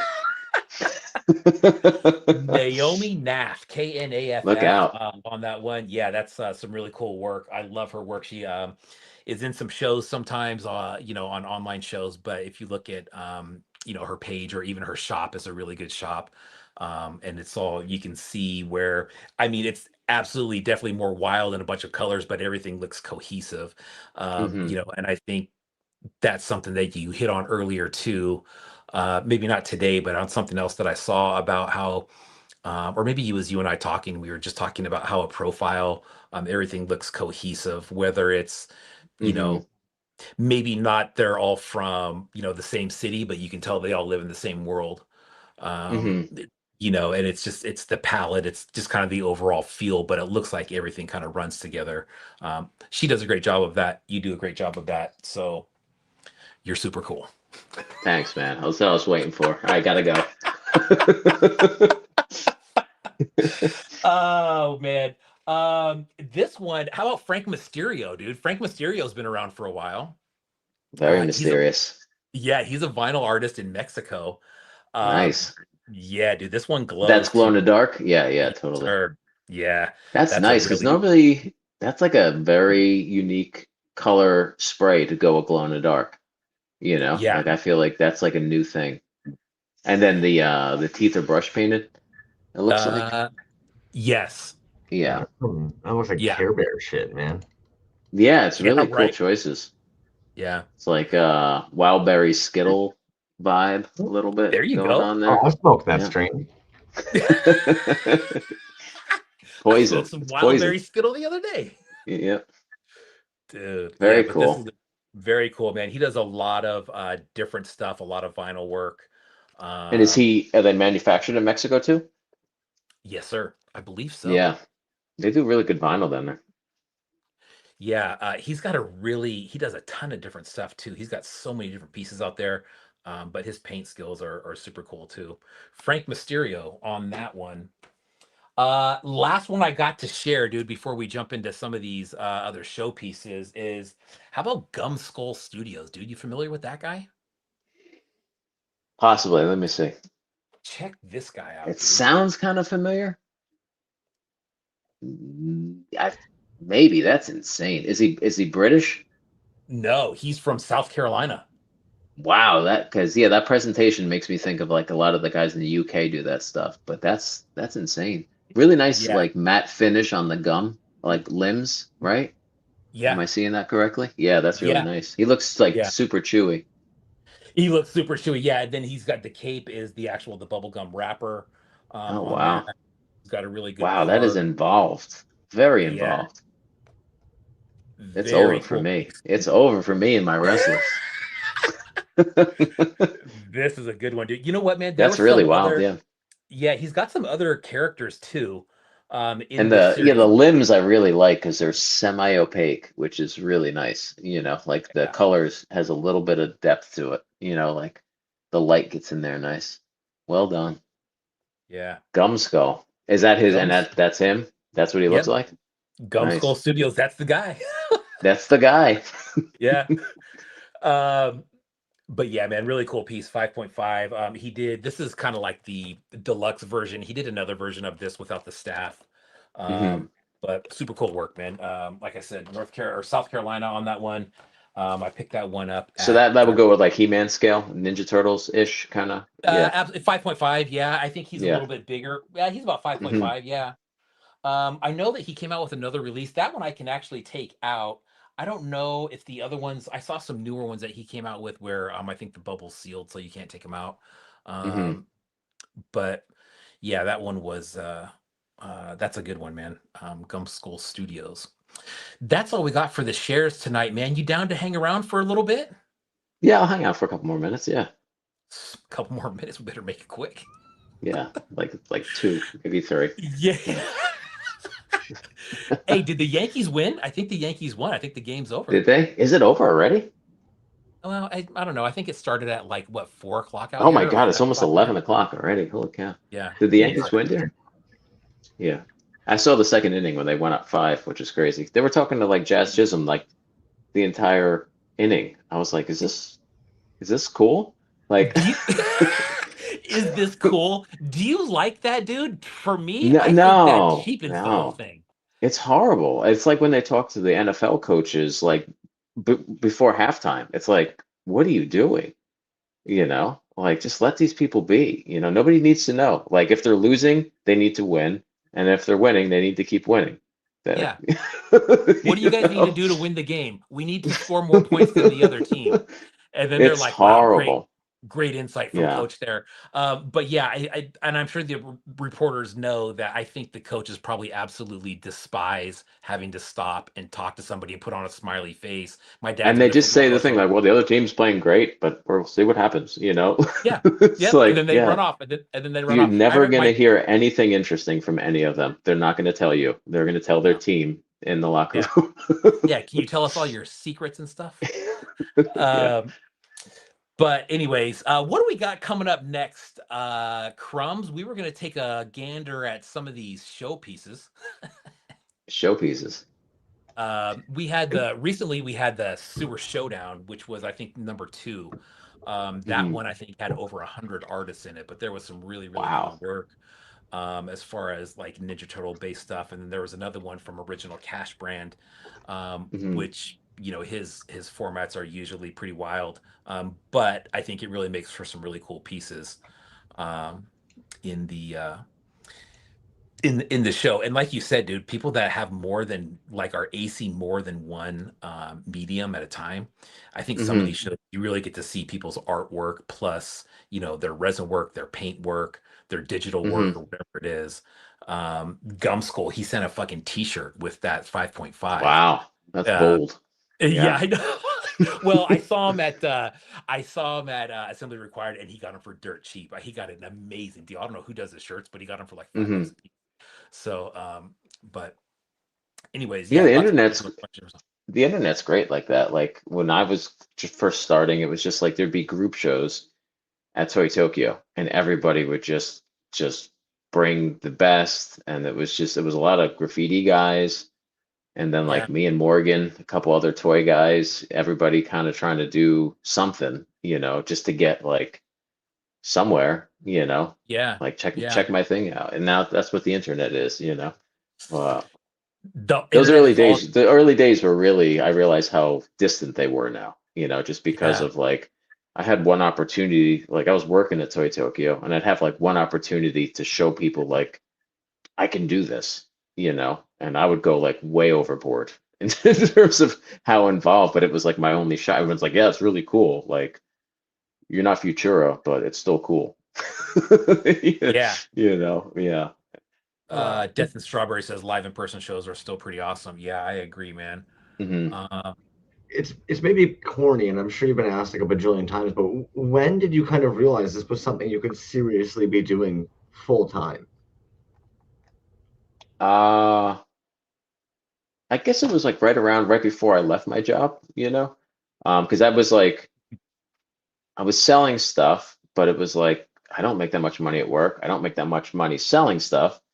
So, extra money is great, keep it at that. I can keep a job. I mean, I had a studio, but I would come home from work. I'd go to work earlier so I could get out earlier, so I could get home faster and then be at the studio. And I would like do a little like sleep before I start just to kind of keep going and stuff. And even when I worked at Toy Tokyo, it opened at 1 at the time. This is like 2002 or whatever.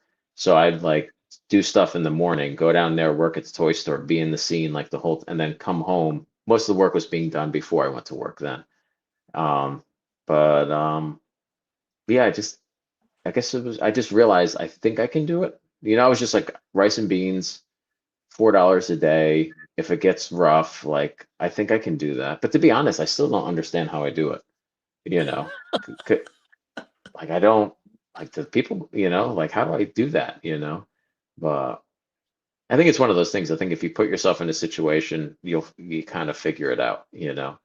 I had to be told, leave your job and start doing this. Because it doesn't seem like a good idea to it's like, what am I doing? But well, it worked out, that's for yeah, sure. totally. Yeah. It did. uh, yeah, that's I think that's another kind of basis for creation, right? Is just I don't want to say desperation. I No, don't think totally. that. Like Yeah, when I'm in it and I'm doing it, I'm like, okay, I have something to do. But then I'm like, okay, like what am I gonna do next? yeah. And I've been doing that like it's been like about 13 years. I've been like without a job other than this. And it is crazy because I'm just kind of like, there's no major plans. You know what I mean? I'm like, should I reissue something now? Thank God for reissuing, because if I just only made 25 of the, bounty hunter wrestlers, which I didn't even sell all of them at the time, Oh wow, isn't that like crazy? yeah, with like Forlom and Succus, it was like people were like, yeah, like maybe I sold like 20, 18, on the cards too, Oh so my god, yeah, that's crazy. and then it took me a while to be like, I think should I do them again? you know, like should I make more? And it's like dummy, like, and now it's the point where like people that collect Star Wars are telling each other about this, so it's like every time I do like a reissue, it's interesting to see how many more people have like joined up and stuff, and it's nice too to give like the guys that are caught up like a break, like they don't, it's the new people now, so I Yeah. believe it's a Ponzi scheme. Is that what that's called? But no, it's all real. So, Hey, uh, Fletch had a good question a little bit earlier. He said, "Was the machete was that sculpt a kit bash or was that original sculpt?" that's an original sculpt by this guy who I worked with when I used to work for a stone sculptor. It's Mm. Mitch Martinez. And he was just this guy who like he was like a finance guy, and then he wanted to get out of finance and learn how to sculpt anatomy. So he learned how to do that. He's a wild dude. So he was like really good. And he's like, yeah, I could do that, and he did Machete, Lindsay Lohan, and there's actually a Don Johnson too that he did. So Oh, nice. yeah. That Have you was a released that one? weird. No. I Okay. think I have some, yeah. And then he did Okay. a Bob Guccione one for this like penthouse Bob Guccione thing Oh, that the wow. guy that I was doing this for like had me doing. So well, it was weird. Yeah, like Lindsay Lohan signed her figures and Yeah, it's weird. Wow. Yeah, I have one of the. I have a couple different Lindsay Lohan ones. One of them is autographed. Yeah. Uh, And I, Rodriguez signed some of the Machete ones too, I think. There's like oh, in did he? addition to those that he signed. Yeah, yeah. Nice. Uh, That's cool, man. That's an original sculpt. I didn't know that, but that's a good question from Fletch because yeah, what figure would that? That I don't yeah. think there is It's a different crazy how one. much it looks like Trejo too. Like it's yeah. Yeah, I did a yeah, couple painted ones for people too, and it was like it really came through once they were painted. Like holy yeah. cow, it looks like them. So once Good again, point. skills. Yeah. Skills. Good point, man. The point bringing out the paint bringing out the features too. Hmm. Uh, I think that's something we always kind of talk about a lot too when people do a blank or something and then they just put like some sort of a wash on it just to bring out those features. That Hmm. usually is pretty cool too. But I do love a good blank on the other Yeah, hand too. same. I go back and forth. I've just been collecting Kiniko Man vinyl right now, and it's like I like Mm, the flesh blank, but then if there's like a really nice painted one, they just do such a great job. Um, yeah. That uh, orange Raider you came out with recently, dude, I really dig that. Like, I always call that Chevy orange, and like it reminds me mhm. of like an old Chevy truck or the Dukes of Hazzard car, the General Lee. But it's more Chevy orange. And every time I see that color, I'm like, ah, man, Chevy orange. That looks You're talking about the clean. one that was like the X-wing kind of suit Yeah. too? Yeah, Well, I you think you had a that's blank you had a blank for that too. yeah, that's Yeah. that's just like standard Pantone orange, I think we used. Mm, Yeah, yeah, yeah. Yeah, I was really happy with those. I gotta do more of those. But yeah. they did Matt Dowdy, who's O'Neill, like helped me with doing the pad printing and all that stuff on it. So yeah, that was cool. Nice. Yeah, dude. We haven't had him on the show, but we've talked about him plenty, especially with artists like Cool Cat Toys, who does lots of Glyos work and Hmm. stuff like that. And from what I understand, he's kind of the man when it comes to Glyos. Matt Dowdy, that Yeah, is. yeah, yeah. He's Yeah. great. Yeah, he's been around forever. Like I remember when he would sell, he had like these little, I think they were beans, like Boston baked bean figures. So he would bring them to Toy Hmm. Tokyo, and he was selling them. And then his sister, do you know Kaiju Big Battle? Like where people would dress up as kaiju and wrestle. It was like from 20 Oh years yeah, ago. yeah. His sister like was one of the founding members of that. So Oh it's wow, like, yeah, that's it was wild. really, yeah, yeah. Uh, Fletcher's Machete is signed by Rodriguez. Nice, very cool. there you go. Nice. I don't even have a Uh, Robert Rodriguez one. Yeah, that's I don't think any of mine were carded at all. I think they were all loose. Hmm. Um, but they're cool, man. I know one of them I have is like that kind of that clear red, that like kind of deep red with the Yeah, I with think the that was like the print. standard. Yeah, yeah. He Yeah. did yeah, the portraits on him are really nice. The Lindsay Lohan one, it's like it really looks like her. Uh, Yeah. Yeah, yeah. that's a great looking figure with that tiny ass gun that she's holding in her hand too. Yeah. Um God, dude, I think you breathe on that thing. You look at that thing wrong, it falls out of her hand. But if you get it just right, dude, it'll stay there. Yeah, It'll because not I didn't glue him in. I just had him positioned in there, right? I just think. positioned. Yeah, Yeah, yeah, yeah, yeah. yeah. Um, all right, crumbs. Well, what you got for the shows there, buddy? We'll take a quick gander at some of those. Oh, Fletch has a bagged one. I thought that was a carded one. Cool. Healy, you gonna chill with us while we go through these, homie? That up Yeah, your alley, sure. or you? Yeah, Yeah, yeah, yeah. Yankees tickles won. your fancy. I'm good. Okay. I don't really I care. It's love not it though, whatever. dude, because I hate fucking Giants, bro. One of my best friends, diehard Giants fan, dude. I can't wait to see his Okay. ass tomorrow. So for starters, I was telling B because there was just too many for all of these. I did still save them. Let's all scroll through of everybody's hard work here. Oh, neat. Oh, yeah. And then we kind of selected just some of our favorites from the batch because between the Smusm show that was happening, I don't know if you saw it, but there was also a sewer showdown that had like 100 artists in there, and we could probably spend like 3 hours alone just going through all those because, of course. Did you collect TMNT when you were a kid? Was that a thing for you? I just missed it. I used to draw them a lot, but I stopped I figured this out the other day. I stopped collecting GI Joe around 87, and I went out with a bang. I had like the most from that year, and then it was over. And then I think I got into like California Raisins and like Rocky and Bullwinkle and like that whole like 60s revival thing that was happening. And then Right. Ninja Turtles came out, and I was like, oh shit, like, do I want to get toys again? I didn't get any, but I would draw them. Like, I still have all my old drawings of the Ninja Turtles. I was obsessed with drawing them, but I didn't have them. So, Fair. Now, with your GI Joes, when you went out with a bang, were you at a point where you ended up still holding on to them and storing them somewhere, or were they on display, or did you like flip them all? oh, these are just put up in the attic, Yeah. and then I think, sometime in my 20s, my mother's like, oh, somebody came and bought all your GI Joe. I couldn't Oh, believe it. nice. They gave me $40, and I was like, oh my God, because I had like the Oh, Defiant Mobile Command Center, the Terradrome, like all that big stuff. So she was excited because she thought it wasn't worth anything. But yeah. I've since gone back, and I don't really collect vehicles or anything like that, but I have a significant collection of mint GI Joe, loose stuff. So uh, yeah, up until 87, and then I have a couple ones after, but 87 is kind of like the line for me. I was 10, so I remember going out and then having all the stuff on the front yard and then being like, what am I doing? You know? Like, Did you what guys is this? Do you guys remember that moment where playing with toys one day just wasn't fun anymore? That was it. Yeah. And I was like, I gotta bring all this crap back inside now. I had the Defiant like out, and I was just like, oh God. You're trying so hard, it's just Yeah. not Some there. got burnt. I was around the time when I think someone in my family got a wood burner. So I was like, ooh, like this is cool. And I was into gore, drawing gore. So it was like all the melted kind of plastic was kind of cool.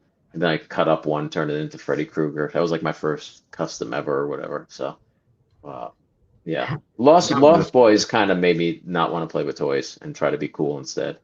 So fair, fair.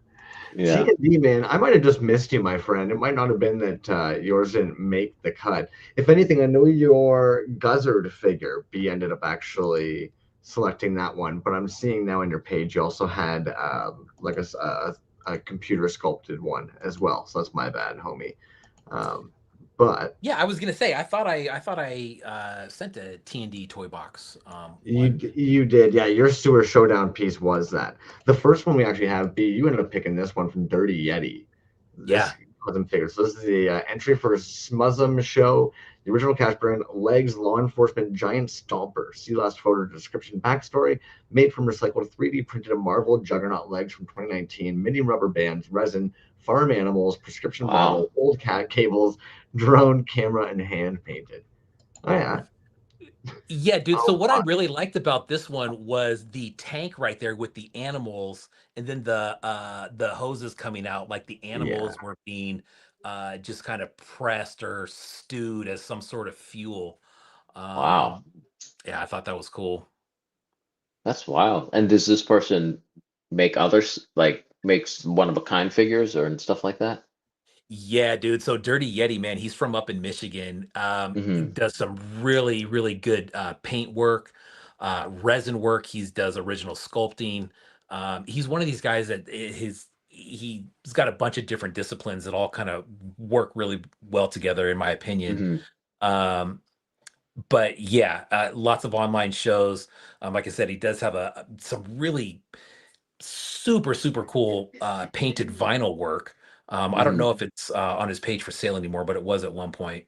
Always has a great story with the figures. That's something that he really goes over the top on. Hmm. um, but always, make sure it's a complete package, meaning story, character, explanation. um, Seems like he's always painting his stuff by hand once Nice. it's done. But yeah, that's Dirty Yeti up there in Michigan. Super cool guy. More skills. More More skills, man. skills. That's it. God, Nice. look at that. That's cool. Looks like someone would be like in a Rick and Morty episode, man. It's Yeah, nice with right. the like those cables coming off too. Those are really Yeah, like that. You could do that. Just add so much more to the figure when you have stuff like that. dude, I Cables are agree, it, man. man. Cables, cape, something like that. It's Yep. just, man, dude, I love all that shit. Yeah, cool. Oh, that was a weird. The LRH bootlegs. So their entry for some of them, for some reason, the initial post. See, this is the Gutter Titan Skullbreaker. So Gutter Titan Skullbreaker is a colossal mechanic ultra street monster forged into raw metal and rampant mutation. Its crushing robotic legs stomp through city streets while a twisted plant mutant torso rhythms and with wild bio growth and dragonfly wings. Yeah, dude, that's nuts. So this is LRH Bootlegs, man. He's from overseas, over in the England area, I believe. He's going to be on the show next week. But yeah, just another artist that does a lot of original stuff. Really cool. Is it metal or no? It's resin. That's resin, I would imagine. Yeah. Part sculpt, part kit bash, figure build, and paint. Yeah. Fun. Yeah, the rust. Victorious Glory says the rust looks so realistic. Yeah, just kind of the whole overall vibe of that one. I really like that. That skull on the end of the gun. I just noticed that too. Sweet. I'm digging this little dude up here. Yeah, he's nice. Yeah. It's going for a ride. Maybe he's operating that thing. That's cool. Yo, B dude, let's be real. We both were gonna pick this. Was a fucking it's fuck you, Camelbot Commander. Yeah. Camelbot Commander, man. So it's more little dudes.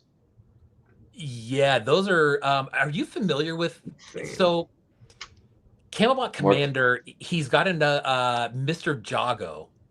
Jago. He's an artist, but he also, to my surprise, I think to everybody's surprise, he had done some vinyl work that Dove knew right away. He's like, "Oh yeah, I think I have some vinyl work from him from a long time ago." I'm like, "No, you don't. No way." And he was like, and then he starts looking. He's like, "Yeah, no, that's him." And then we look on his page, and sure enough, but he's like, his artwork is just like off the charts. So he came into the resin scene, kind of making figures, and then using little chips of the acrylic paint and incorporating those into the figures, which gave it a really super unique look. But he's kind of he's been pretty steady now for the last, what do you say, Crumbs, a year or two, as far as like producing figures. That's a cool one, man. I like how the background is kind of part of it too. Yeah. Weird stuff. More cables, more little dudes. Yeah. And the lights, man. That's the part that's catching me off guard. Like, I don't know if that's one of those like dollar store fake candles embedded in there or something, but fucking smart, dude. Yeah. That was a good one. Feigned. Yeah, that was just a print. Feigned, if you're familiar with him, Feond, he does his portfolio, man. He's got a really kind of dystopian vibe to it. And then he also does a lot of prints. He does prints on his bags. And then he just does other regular prints that are always they have the same kind of feel to them. Sorry, I saw this card sitting over there and I had to grab that. But that's kind of like the feel of his stuff. It's super cool. But that's Crumbs, what was the name of that show? Oh, there you go. Colossal. Yeah, Colossal Mechanical Ultra Street Monster. Colossal Mechanical Ultra Street Monster. Imagine if this was one of those black felt ones where you get to this fucking color in. Oh, that'd be cool. Yeah. Feigned, Feond on that one. Yeah, so I feel like I've heard that before. Yeah, he's got some really cool shit, man. He's a teacher out in, I believe he's from Georgia, out there somewhere. But super good dude, man. I've met him several times at some cons and stuff, and he always brings his daughter with him, and they just got their little table, man. They're just selling away, but his stuff is just it's got a really good got the little black flag thing going on there. That's cool. Yeah. It is interesting. Nick Nightmare with this one here. Look at that. How does that stand? I think that probably leaned up, man. I don't know, but I thought that was cool. Nick Nightmare does a lot of original sculpt and stuff. He's pretty consistent on it, but I saw that and I was like, damn, dude, that's unique. That kind of reminded me of that those weird wheelie guys on that Oz movie. It's got like a Mad Max pizza cutter vibe to it a little bit. Yeah. That's what I was thinking. Mad Max pizza cutter, bro. You nailed it. That was Yeah. that's exactly what that is. But yeah, cool piece, man. That's a Nice good one. little spring here. Yeah, very mechanical. Yo, fucking Zymet code, Ooh, dude. look at these. Yeah. Those are cool. Are Yeah. those metal or they're just painted to look like metal? I would imagine that some of them are Those are cool. because Zymet code does work in what the fuck's that called now? Electroplating. Thank you. Okay. Yeah. And Yeah. does use patinas for like oxidizing and stuff. So I would imagine those ones that were like this, the silver, the chrome, the patina. I wouldn't be surprised if these ones were actually electroplated. But that sculpt's just fun as all fuck, man. Yeah, I think to do electroplating, if you even if the object is like not metal, there's a way that they can put a little bit of like a coating on it that acts as if metal so Right. that the electro sticks to it, as opposed to back metal, which is like that'll stick to mostly any hard surface. Okay. Yeah. I do There you vac go. metal when I do like the Yes. chrome Yeah. stuff. Yeah. 100%. But Yeah. What, if you Yeah. don't those are remember, really what cool. made you go that route? Was it because just from like the toys of youth that you decided to go that route, or just interesting, or? Yeah, I'm trying to think of the first, I think it was the Babas I did, and I don't know why I was looking to do it, but then I found this really cool spot, and like he would, yeah, just it's like like a family run business, Yeah. not too, I mean, it's pretty large, but I could email the guy and be like, hey, because they do like custom helmets for people and stuff like that. So they do like custom jobs. So it's basically like you pay for a tank filled with whatever you want to put in there kind of thing. So it's Mhm. good because it's like it's not too like the minimums aren't too crazy. So Nice. Mm. yeah. And I think one of their customer representatives husband is like into Star Wars too. So Mm. like when Oh, nice. I'm like talking with her about projects, she's like, "Oh, my husband's into this stuff too." So yeah. Nice. Jokes, man. Just a quick note about that last artist, Zymoco. He is up in upstate New York, I believe, and he is the owner and operator of the largest arcade in the state of New York. Wow. So yeah, that's another little tidbit about him. But super cool guy. He's been on the show multiple times. That episode that I was telling you about where I ended the stream, that was actually on his episode, Okay. which was a really good episode because he was doing basically a how-to on the electroplating, Hmm. and I fucked that up. So, anyways, great dude. Interesting. So he owns an arcade and he's really into electroplating. Yeah, well, just the resin making. I mean, look at that stuff, dude. This dude Oh is yeah, an I've seen that. absolute. I've seen this Yeah, stuff and been yeah, totally. he's a machine. I mean, the dude just does not stop. He's got an incredible amount of space Hmm. above his shop to where he can store all this stuff. So holding on to stuff for him is no big deal. So he has the arcade, but then he also has another shop that's connected. So it's like 3 in 1. The other shop deals in vintage video games Hmm. and stuff like that. So he's got the vintage video game place, games, controllers, whatnot, decks, the arcade, and then his workshop where I mean, he just pumps this It looks stuff like out he's just all making what day. he wants to make, which is nice. It's like all over the place. And Like then It really feeding I've is. seen the monkey head things before, are really nice. Yeah. Yeah. Mm. Now, this artist here, what's interesting is they're very much in that realm of I'm going to do filament printing. It's going to have layer lines, and I don't really care because that's not really the important part. This is like a fidget dream, man. I want to roll this little fucking ball here. I want to play with these little arms over here. I want to click things to make noises. Wow. Mm. I can't be the only one that just wants to handle the shit out of this. You said, is that High Toys? Is that what I'm seeing there? This is High Toys, yeah. Gotcha. Okay. So this is their piece for the Colossal Mechanical Ultra Street Monster. And of course, generally they work in the way of like little fidget pieces. So a lot of this is just about like those feet moving, the arms moving, that little spinny Hmm. thing at the top, that little wheel moving. So to be able to turn that like a fidget toy into a character, I don't know. I like that, man. Back to like the Yeah. pocket toys we were talking about at the beginning. Nice Sure. then- color. Oh, there he is. Fucking Doc Horror, man. This guy works Yeah. often in like small diorama scales, and everything about this piece was just like a mind fuck. So is it like is that supposed to be like the bone inside him, the white, or that's the liquid? Column A, column B. I mean, what is the Kool-Aid inside of the Kool-Aid man? Yeah. He's got some dice in there, dude. That's interesting. Right. And then like having the bricks with the little tiny like pins that are actually coming out at you. And then of course like, dude, I love I like those floating bricks. Yeah, really it's like cool. The magic eye. He's kind of went above and beyond. And there's a spider and a spider web. Is that a rat on the ground or no? Is that a rat on the ground? Alive here. It was. I was gonna say, is that a Toys Alive painted logo up there? That's sick. The Toys Alive painted logos with the dog horror. That's just it. They knew what they were doing. They were like, pick mine. Warm man milk. Fletch, yeah, dude. sounds like a movie. Best floating brick, definitely, in the whole show, I would say. And then resin blend. I think what I love about this factor here, man, is like something he sculpted from his comic book. An alien mutant kind of wizard. He's from another planet, brought here from another dimension to destroy the governments of today. This character is a lot different than the other droids and punk rockers in the book, but I really like the Sasquatch Goblin Vampire look. Definitely more to come.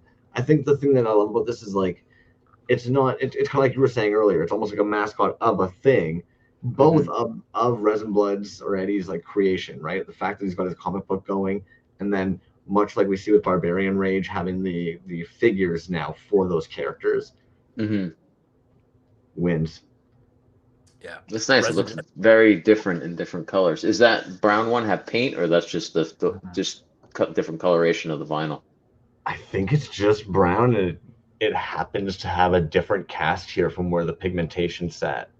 Are they vinyl or resin? These are resin. Oh, they are. Yeah. Very nice header. Yeah. Cool, man. Eddie's another one. He's a tattoo artist, but he also does canvas work. He does sculpting. He does vinyl. He does resin. He does so many different things. But this comic book, man, that he's coming out with, I promise that thing's gonna fucking sell out. I've seen it. It's so sick, man. It's so different, but it's like page after page of just dope ass artwork. And I was saying, and I think a lot of people even said that even if you took all the words out, it would be awesome just to look at, but that's going to be a fun one, man. I actually think that thing's getting printed as we speak, so that should be coming out real soon. Nice. Yeah, that's what I'm saying. Super excited. This bad boy is about to go to print. Yeah. What a fucking machine, man. Yo-Yo Dine, fellow Canadian, another one. Playset style. When are your playsets coming out, Dave? I know, everyone wants a wrestling ring. Everyone's like, a ring! And I'm just like, I have no interest in making a ring. Make one yourself and show me. I'm curious. Yeah. Or do you know how to make them? Like, you can help me make them. I don't know. Like, yeah. One of the guys that collects my stuff had, I think he was like working on a ring. I don't know if he's still working on it, but it was really cool looking, I didn't collect figures. I forget that wrestling figures, part of the thing is you put them in a ring, so I'm learning. That's cool. I like that miniature. Is it like a little miniature nuclear power plant kind of thing there? It is, if I'm not mistaken. Oh, look at them spraying it. Nice. Yeah. Very cool.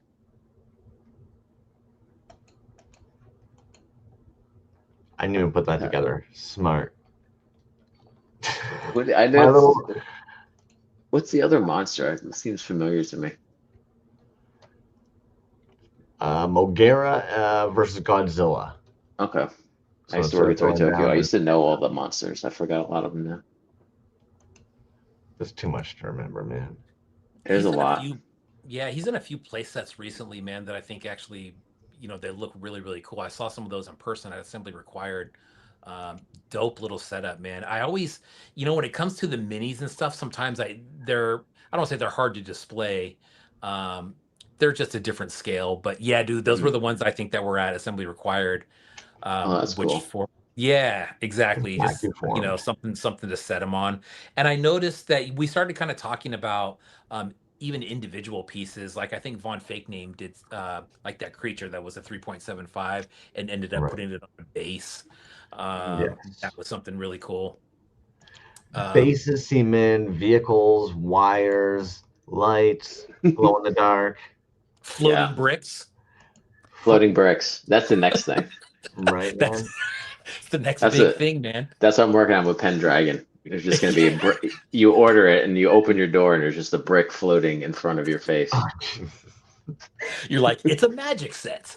Yep, Oh, for totally. fuck's sakes. And Oh then, of man. course, we also had Um, Go ahead. no. Oh, as far as showpieces goes, is that you good?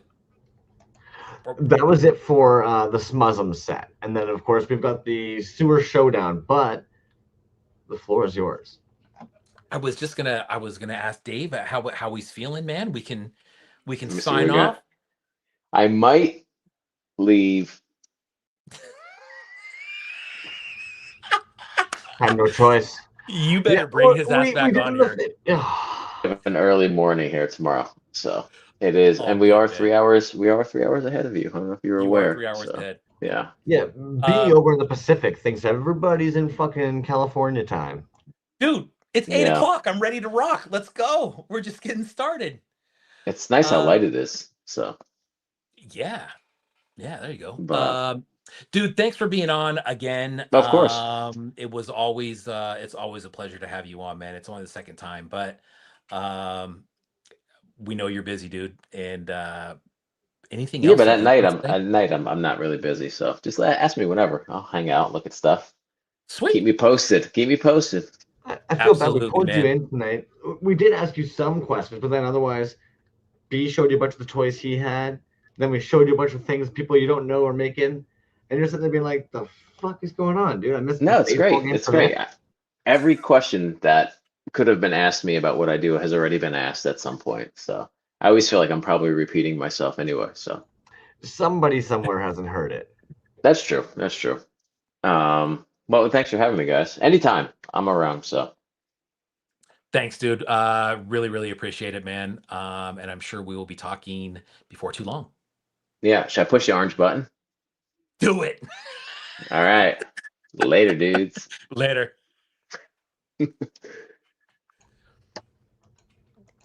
Bam. David Healey. There he is. Like I said, man, it's always kind of surreal. I think I'm probably over the surreal part, but I think the access, just going back to what I was saying before, the access to some of the artists, there's not very many things out there where you can be a collector from the outside. 'Cause let's be honest, dude, a lot of people in this community and that are kind of looking around are artists themselves.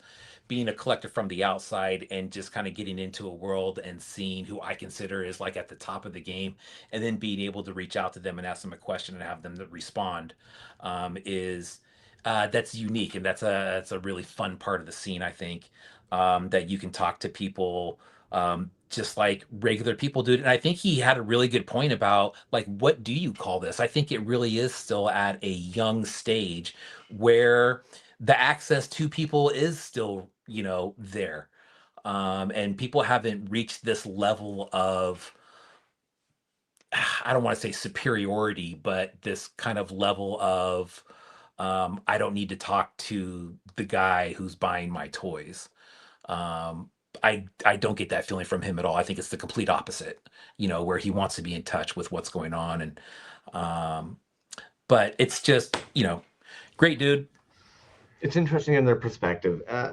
Like you have to think of somebody who's been in this game for so long, has seen so many different styles of work, and it's interesting when they came in to hear like how they perceive the way we currently, somewhat newer to the scene, view things, discuss things, talk about things.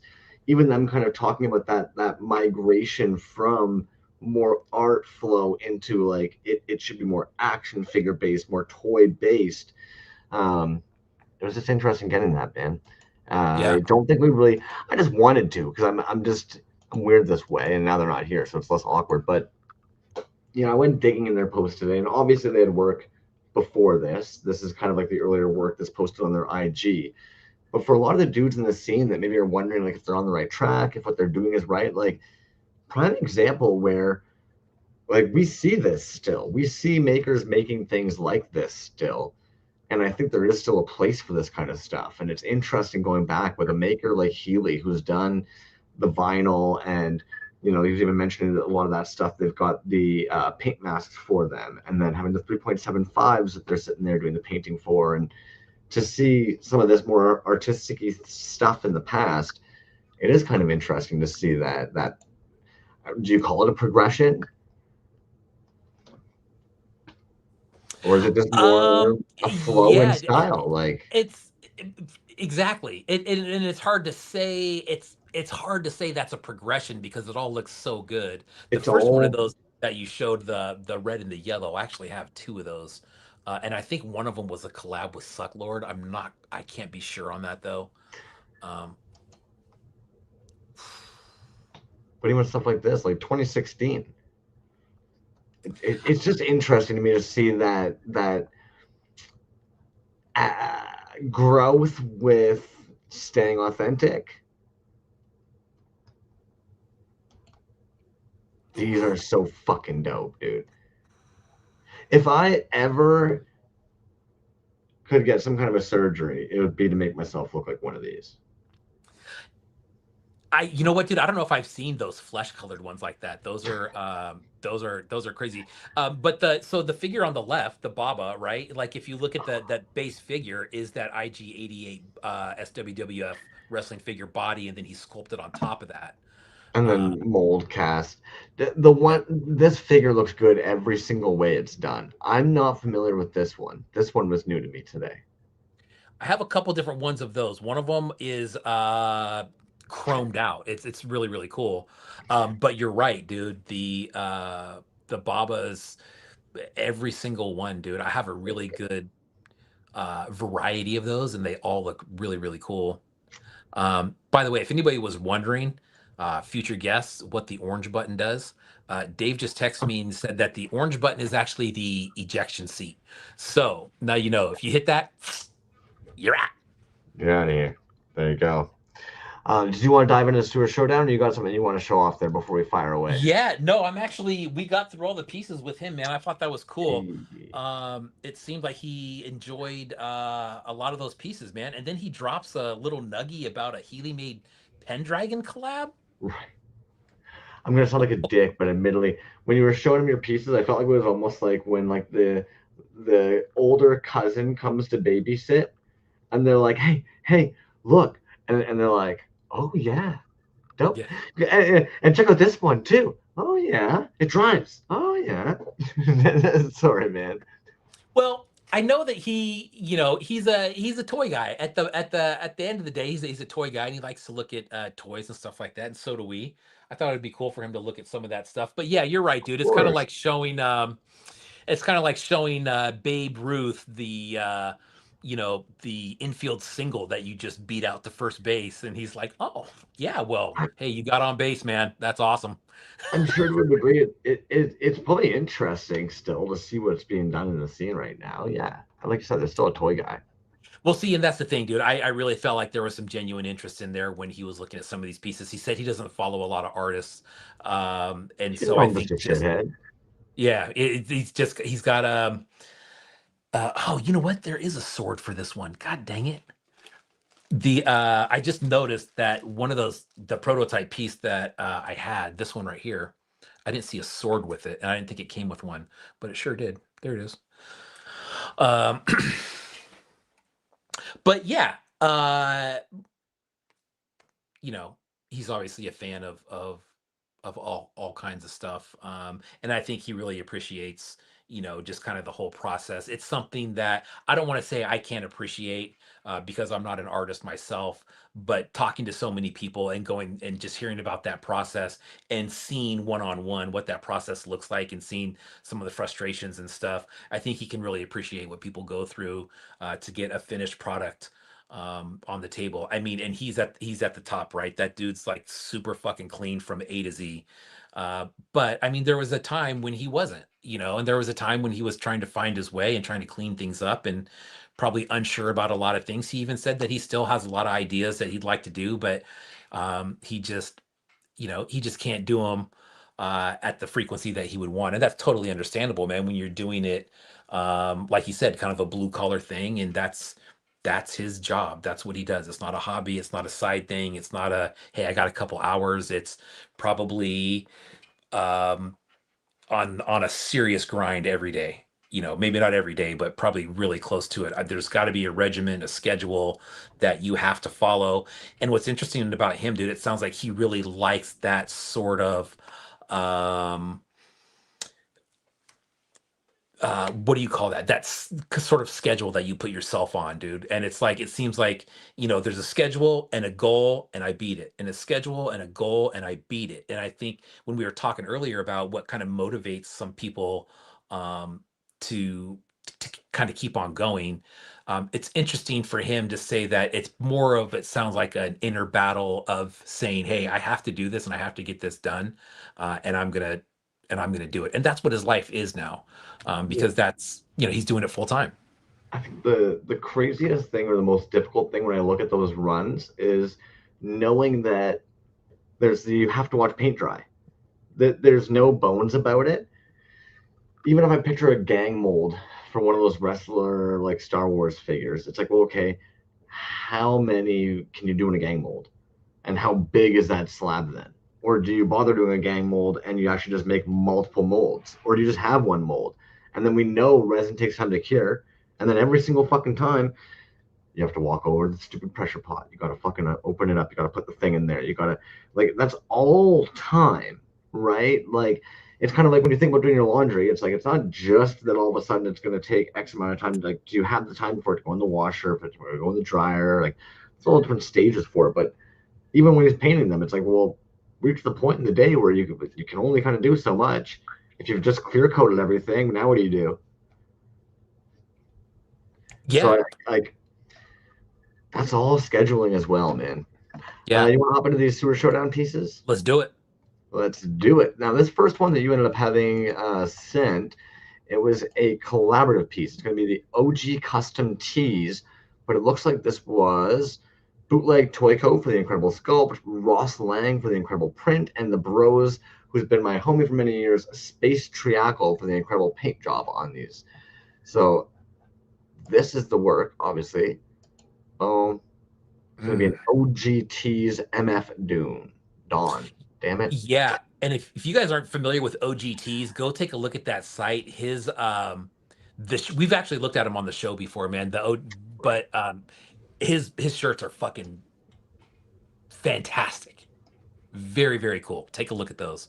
But that's a really cool piece, man. That thing looks super clean from top to bottom. Good graphics. The figure looks great. Solid. Bootleg toy, man. Anything that dude touches recently turns to fucking gold, man. Yep. That dude it's really, really cool to see, man. Somebody start, from when somebody come along, after that we started, and then to see them kind of where they're at now, dude. I mean, it just seems like he's only been doing it for a little while, and it's so damn good. Probably 2-3 years now, but killing it. Yeah. And of course, Pablo Pera. Now, I think a lot of folks ended up noticing this one as probably a fave, man. Krang is dead, Shredder is lost forever in the infinity of Dimension X, but the Technodrome started to become a life form of it by its own, hunting down the turtles and all the inhabitants of planet Earth. Here comes Technodroman.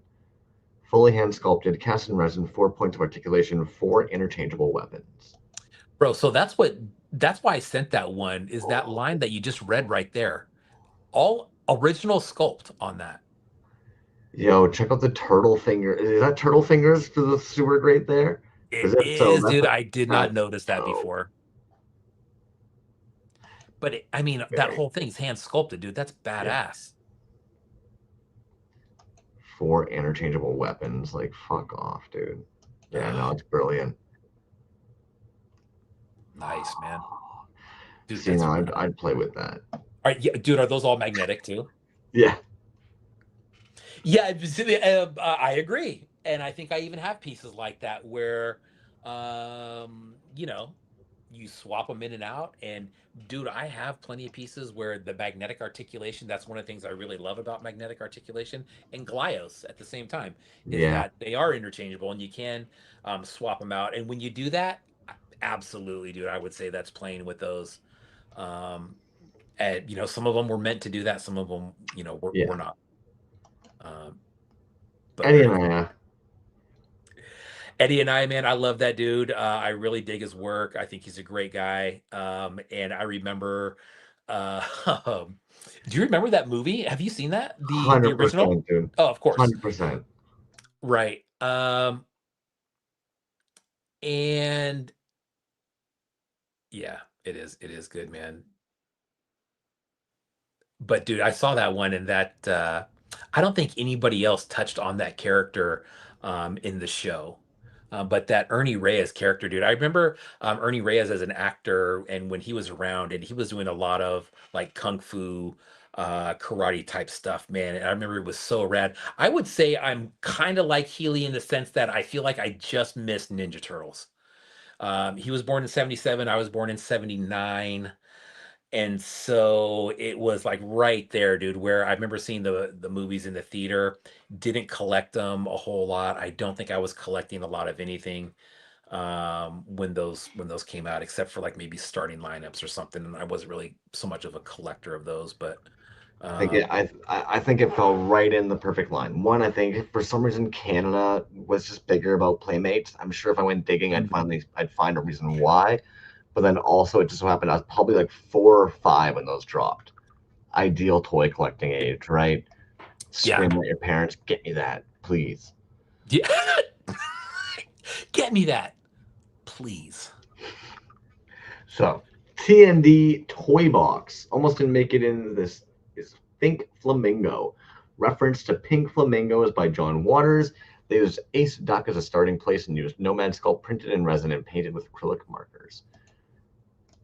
Damn, that's pretty fucking good for acrylic markers, straight up. Dude, and that's part of the reason that I picked that one, dude, because I looked at it and I'm like, oh, that's cool. And then you start reading it, it's like, damn, dude, that's really good. Yeah. Very And fun design. Yeah, agreed. this would fit right into that world, man. Yeah. Especially that duck guy. I'm probably getting his. I don't know his name. The yellow guy with the fucking leather jacket. Yep. This is right in that realm of that release. I feel like. Yeah, dude. I could totally see that in that TMNT line. There's, like you said, man, there's a bunch of kind of crazy characters like that. I think that dude would fit right in. Even That's the pretty cool. frog, right? Yeah. Yeah, there we go. The fucking frog right here. So again, perfect. Yeah, well executed, man. Oh fuck, that's sick. The fact that they have those same wings for that character I was just talking about, the duck guy, having changed these to the pink and pretending that it comes with the fanned out wings. Smart. Yeah. Wife insists on high quality art supplies. Yes. Yo, you picked this one. I think what was so intriguing about it,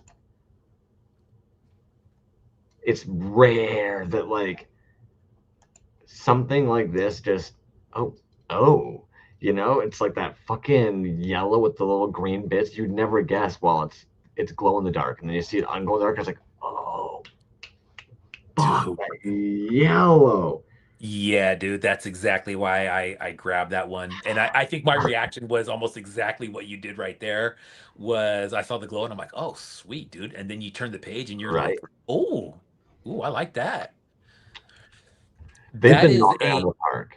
that's a very like strong lemon lime feel to that one, man. And I dig it. That's a nice bright yellow. There's little like look at that. Look on the right big toe, dude. There's that little speck of green on there. I dig that. Slime City Toys from Montreal, Canada. Yeah, Um, a lot of Canadians in the show. a lot of Canadians, man. Canadians killing it, dude. Straight up. You want to see some Canadians, dude? Make sure you get at that Toronto Toy Ride. That thing's going to be off the hook. You want to see some Canadian artists that are killing it. That's a spot to be, man. But yeah, I think across the board, oh, how could you not? How could This you is not? one of the like this is one of those pieces. It's just sick. If you know turtles or not, this is just a fucking sick piece. Jevaho, man, straight up 5.5 master. That is a absolute stunner of a piece right there, man. That guy, if you're looking for some really super dope, or you have a really good 5.5 idea, take a look at Jevaho Creations page. I think probably everybody in here is very familiar now, but for anybody who's new or not following Jevaho Creations, do yourself a favor and take a look. You owe it to yourself to just give that page a scroll, man. There's some incredible stuff on there. This piece is just stupid good, man. Mm-hmm. Yeah, that black is fucking matte. I don't even know what to say, man. It's deep. Yeah, dude. What really is super impressive about Jevaho is how fast he makes these super high-end pieces.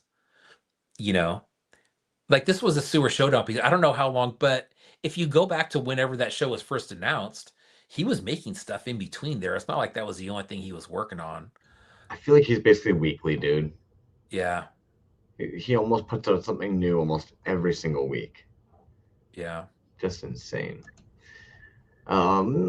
Pizaplasm. This was Sewer Breath, Shredder's personal potty mouth plumber. So whether underneath the streets of Manhattan or on Krang's homeworld in Dimension X, the Technodrome needs fully functional plumbing. And as for the Shredder sharing a bathroom with Bebop and Rocksteady, a clean commode can be a hot commodity. With his ever-present plumber's crack intuition and his brain laser focus on the main drain, Sewer Breath is always there to keep Shredder's pipes clean and help flush out the turtles from out of their secret lair. I just thought this was fucking brilliant. Again, fits right into the realm. Love the puns. Let's flush them out. Right? You know, one thing that I think they did that re-release of the Turtles here recently within the last maybe year or two. And I think part of the coolest thing for that, I didn't buy any of those, but I thought what was really cool was the backers were always super awesome, man. The colors, the style, the layout, it just looks really clean, man. And the new ones, they really nailed that one good. Some of the backers for those were just incredible. But that's one thing that I really liked about the pieces. I think it's a 3D drawing, so I think it's like a concept illustration of a piece. Right. But I still picked it. It's still cool though. Right? Flello Toys was the other one I ended up picking. One, I love puns. So of course the Glow Ninja, Glow ended up catching me. Second, Michelangelo is the best turtle. And of course, just a classic glow in the dark. It's just simple, man. I just ended up liking the fact that it's just straight up. Yeah. This is one of those. That's a good one, man. I would easily play with this. This is one of those ones that I would definitely. I would have to pull it out of the package, and I would have to play with it for sure. Yeah, Flello Toys, man. That's another guy from overseas. Been around for a minute too, man. I have a piece from him that's probably it's got to be a few years old now. Ooze green, yeah. Hey, dude, I forgot. We actually have a giveaway for tonight, and we should probably get people rolling on that real quick. We probably should. So basically, the giveaway for tonight is I just got another super box going, man. I couldn't really pick just one thing, and so we're gonna show kind of what's in the box, and it is everything and not limited to everything that we're about to show. Some of the stuff we've given away before, but we're gonna do we've got a few different things going on here. So first of all, we got probably the last of the DKE boxes that we're doing. Dove sent us a bunch of material last year sometime, and we gave away about as much as we can. I think we're down to the last of it. So what we're going to put in this one is the Killer Bootlegs Regurgitated Ideas. That'll be in there. This User of the Force from Pumpkin Pop Toys. That's a carded 3.75 figure. Pumpkin Pop Toys. If you're not familiar, check them out. They've been around for a minute doing figures. We got some other stuff in here. We'll do the Sucklord DVD, the Suck Hour. We'll do the Manly Art. We'll do the Invisible Sucklord figure. We'll do a bunch of stickers for you. And we'll throw a bunch of other stuff in the box. This is another one that we got. So in 2 weeks, we'll have Headcase Toys on the show. Be sure to tune in for that one. That dude is super awesome. I met him over at Assembly Required in Asheville, North Carolina. These are little guys that he had. Speaking of Star Wars wrestlers, I would say that's more of like a Star Wars little muscle man type guy, Star Wars fighter maybe. But we'll give you one of those, throw one of those in the bag. And whatever else we find, man, we got a lot of stuff. So whoever gets that box that's a hefty box. We'll end up probably doing a post of everything that was in there, but it'll be a hefty box. So the word, and don't do it yet. Let Crumbs get all set up first before you guys start doing this. But the word for today that you just have to put in the comments. Let's just go with the number 200. 200. The number 200. Put that in the comments. You are automatically entered into the wheel spin at the end of the show, and we'll get you this big old box of stuff. Comment 200, the number 200. Were we thinking alike, or did you actually see my? I wrote it, and then I'm like, they can't say shit on this. So I didn't. Thinking alike. Did you write something? I written like 200 on a piece of paper, and I'm like, I didn't even see that. Seems like it would be seems like it would be the easiest one. Well, we're just two really smart dudes. That's what it is. Yeah, there you go. Abaddon 40's in. Ashley K. What's up is in. Fletcher's in.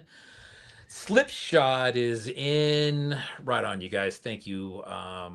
Thanks again for everybody for tuning in, man. This was a long show tonight. We are just at about 3 hours. I think we're going to hit it right on the dot. We knew it would be about 3. Yeah. Bad Chad. Yeah. So this one is finally here. Ninja Turtles were the first toys I was ever obsessed with as kids. So this was really fun to do. Always loved the Mousers and thought they'd look really fun as the most famous Mouser of all. Has 5 available, 4 regular, and 1 battle damaged. I would have to agree with you. There's something about the Mousers that's just really fun. Anybody who's played the old school NES game knows how fucking annoying the Mousers are. God, totally right. So having them as the Mickey Mouse Mousers is just fucking brilliant, man. This battle damage one is also fucking hell. Again, dude, you know what's funny? Mm-hmm. Is even though I wasn't a TMNT collector, the video game, dude, that's one of my all-time favorites right there, dude. Hurt and I just played that a couple years ago when it came out. There was a new one that came out on Xbox, I think. Oh, dude, we couldn't stop. That and Battletoads, just fucking amazing. Battletoads too, yeah. This might have been my all-time favorite piece in general. This piece was fucking weird as all hell, man. So it has, for this online art show, I sculpted the brown turtle, the elder shaman turtle. It is retired from fighting, but prays for peace and meditates daily. Stands at 11 inches tall. His hat is removable and his staff comes out of his hand. Used a real turtle shell that he found by the lake while picking up garbage, and then used epoxy sculpting clay to sculpt him. Later added polymer clay to make the knee, elbow pads, and bandana. The hat was also made out of polymer clay. Whittled a staff out of wood. Found a little seed pod for the top of it. And if you shake the staff, it sounds like a small rattle. And then his beard is made of Q-tips. And like everything about this piece is just so out of the norm of what we normally see. Yeah. Damn, that's nuts, dude. Just a really interesting, fun piece, in my opinion, man. I don't know. The real turtle shell is such an added weird element that I just. Yeah, that's interesting. Who was the artist on that? This is Still Arts. So this is actually the younger brother of Dimension X Toys, though an artist in their own right as well. Nice. Dirty Yeti, it's a real, or Toys and Tits, it's a real shell. And then, of course, so you guys might not realize this. I use a toker poker constantly. I've had this for probably like a decade, if not more. So of course, who the fuck are we? Ended up releasing these, but even better, when you flip it over, it's the fucking Mouser again. So personally seeing it, I was like, oh hell yeah, dude, that's a sick little like lighter case sleeve. And then they also sketched little matching tabletop stylus pencil holders that I'm actually impressed with how well they were able to mimic the sculpt. I didn't quite understand how they did that, if I'm being honest. Yeah. And the front of the lighter, was that a Baxter Stockman head? Is that what that was? It is, yeah. So the front of Okay. it's going to be the Baxter Stockman, and then on the opposite side is the Mouser ready to chew up your toilets. Oh, gotcha. Nice. Oh, toidles. There we go. I'm just got toilets on the brain apparently. Oh man, a lighter case. Yeah, dude, that's something that have we ever seen a lighter case in a show? Probably not. Not that I can I remember. don't think so, man. If anything, The now only it's like, oh shit, that could be an easy thing that somebody could get addicted with collecting now is fucking lighter sleeves. I mean, who is it, dude? Dano Brown has the lighter collection. That guy's got an insane amount of lighters. The only other one that I know to do a lighter sleeve was Swarm. Swarm COD did some, but they were of his Mecha Creech figure is what he did, and those are sick, man. Those are still available on his site, or if you're in the Bay Area, he's got the shop down in Fremont. And he sells them there too. So, hey, also in the giveaway box, man, we're going to give away this thing too. Just because this was in the box for Gum Skull, and I already have one of these. So we'll give you this too. I love the evil Gum Ghoul. Gum Skull Studios. Bam. That'll go in the box along with all that other stuff and more stuff. We will put in there. Again, you're putting in the word 200, not the number 200. Number 200 if you want to be entered into that. I hadn't really ever thought about, like, it's been years since I thought about this, but TND Toy Box, I'm saying we all knew that one kid whose Nina turtle was made of a real turtle. I was at a sleepover when I was probably like, I must have been maybe 10, if not younger. And the dude who was at the sleepover, he had a snapping turtle named Bacon Bits. And I remember it was the morning after the sleepover. And for some reason, he's taunting this turtle. He's dangling his wiener in front of his turtle, holding it like this, going, bacon bits, bacon bits. And of course, the turtle's head is down in here. Fucking leapt out, snatched this dude's dick, man.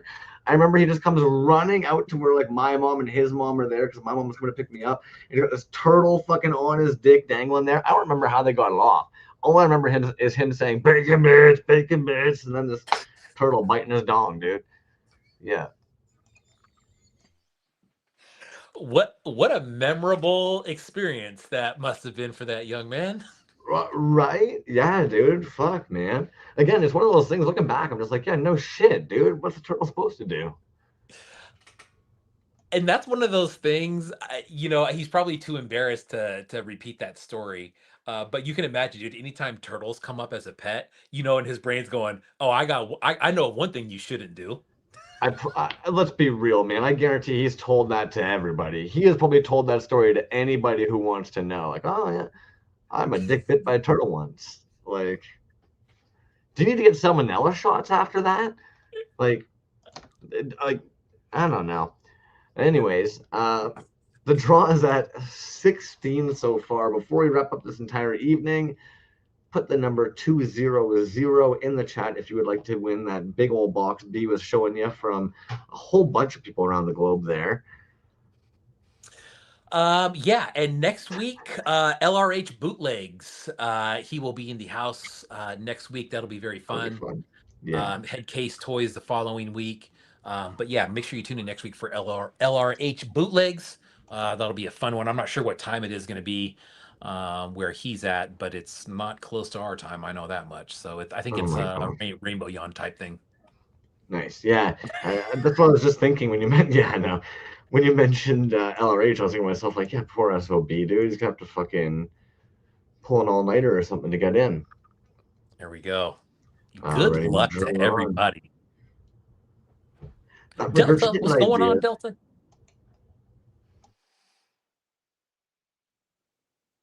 Dre Dog. There be. Speaking Oh of my. Canadians, there you You go, know, man. Dre is such a fucking gem of a person, man. Out of the blue, he asked me even like about a week or two ago. He was like, "Hey, Crumbs, if you got wares you want to sell at my table, you just let me know, dude." You're like, "Who the fuck are you, my guy?" Yeah, Nice. beautiful, beautiful, beautiful person, man. And you know what? I'm really starting to, not just starting, but from the minute we talked to Yo-Yo Dine about the kind of show that he wanted to put on, dude, I am so impressed with the way that he is running that show. Honestly, Yo-Yo man, I think Dine, Grayskull, Doc Horror, like the list goes on. Like they're killing it, man. they're killing it, dude. And what I think is really cool, it sounds like they've really listened to what other people say about shows and say, I wish this would have been a little bit different. I wish it would have been like this. I wish the promoter would have maybe done something like this. And they are, I mean, they're nailing it on everything, right? They're doing the community table is great. That's something that you don't normally see advertised. Um, they did a post today thanking people that were just going to be covering the show, ourselves included. I thought that was great. That's something that you don't see all the time. But just the whole vibe that show is giving off before it even start is really really cool, man. I would expect nothing less from Canadians, honestly. But I think that's going to be, if you're in that area, in the Toronto area, absolutely get to that show. You will see great artists there like Dre. Um, and that'll be a good one, man. That's going to be a great show. Yeah, and by all means, if it's something you're thinking about, reach out to like any of the Canadian dudes. They'll point you in the right direction of who might be able to help you out or have a way of helping you out. If it's something you're kind of thinking of, but you're maybe nervous because it's far or any of that jazz, I'm sure any of us would be happy to kind of answer any questions, point you in the right direction. Otherwise, Word up. let these yahoos get on with their evening. Might as well for the 200th time. We will see you next week. Night, guys.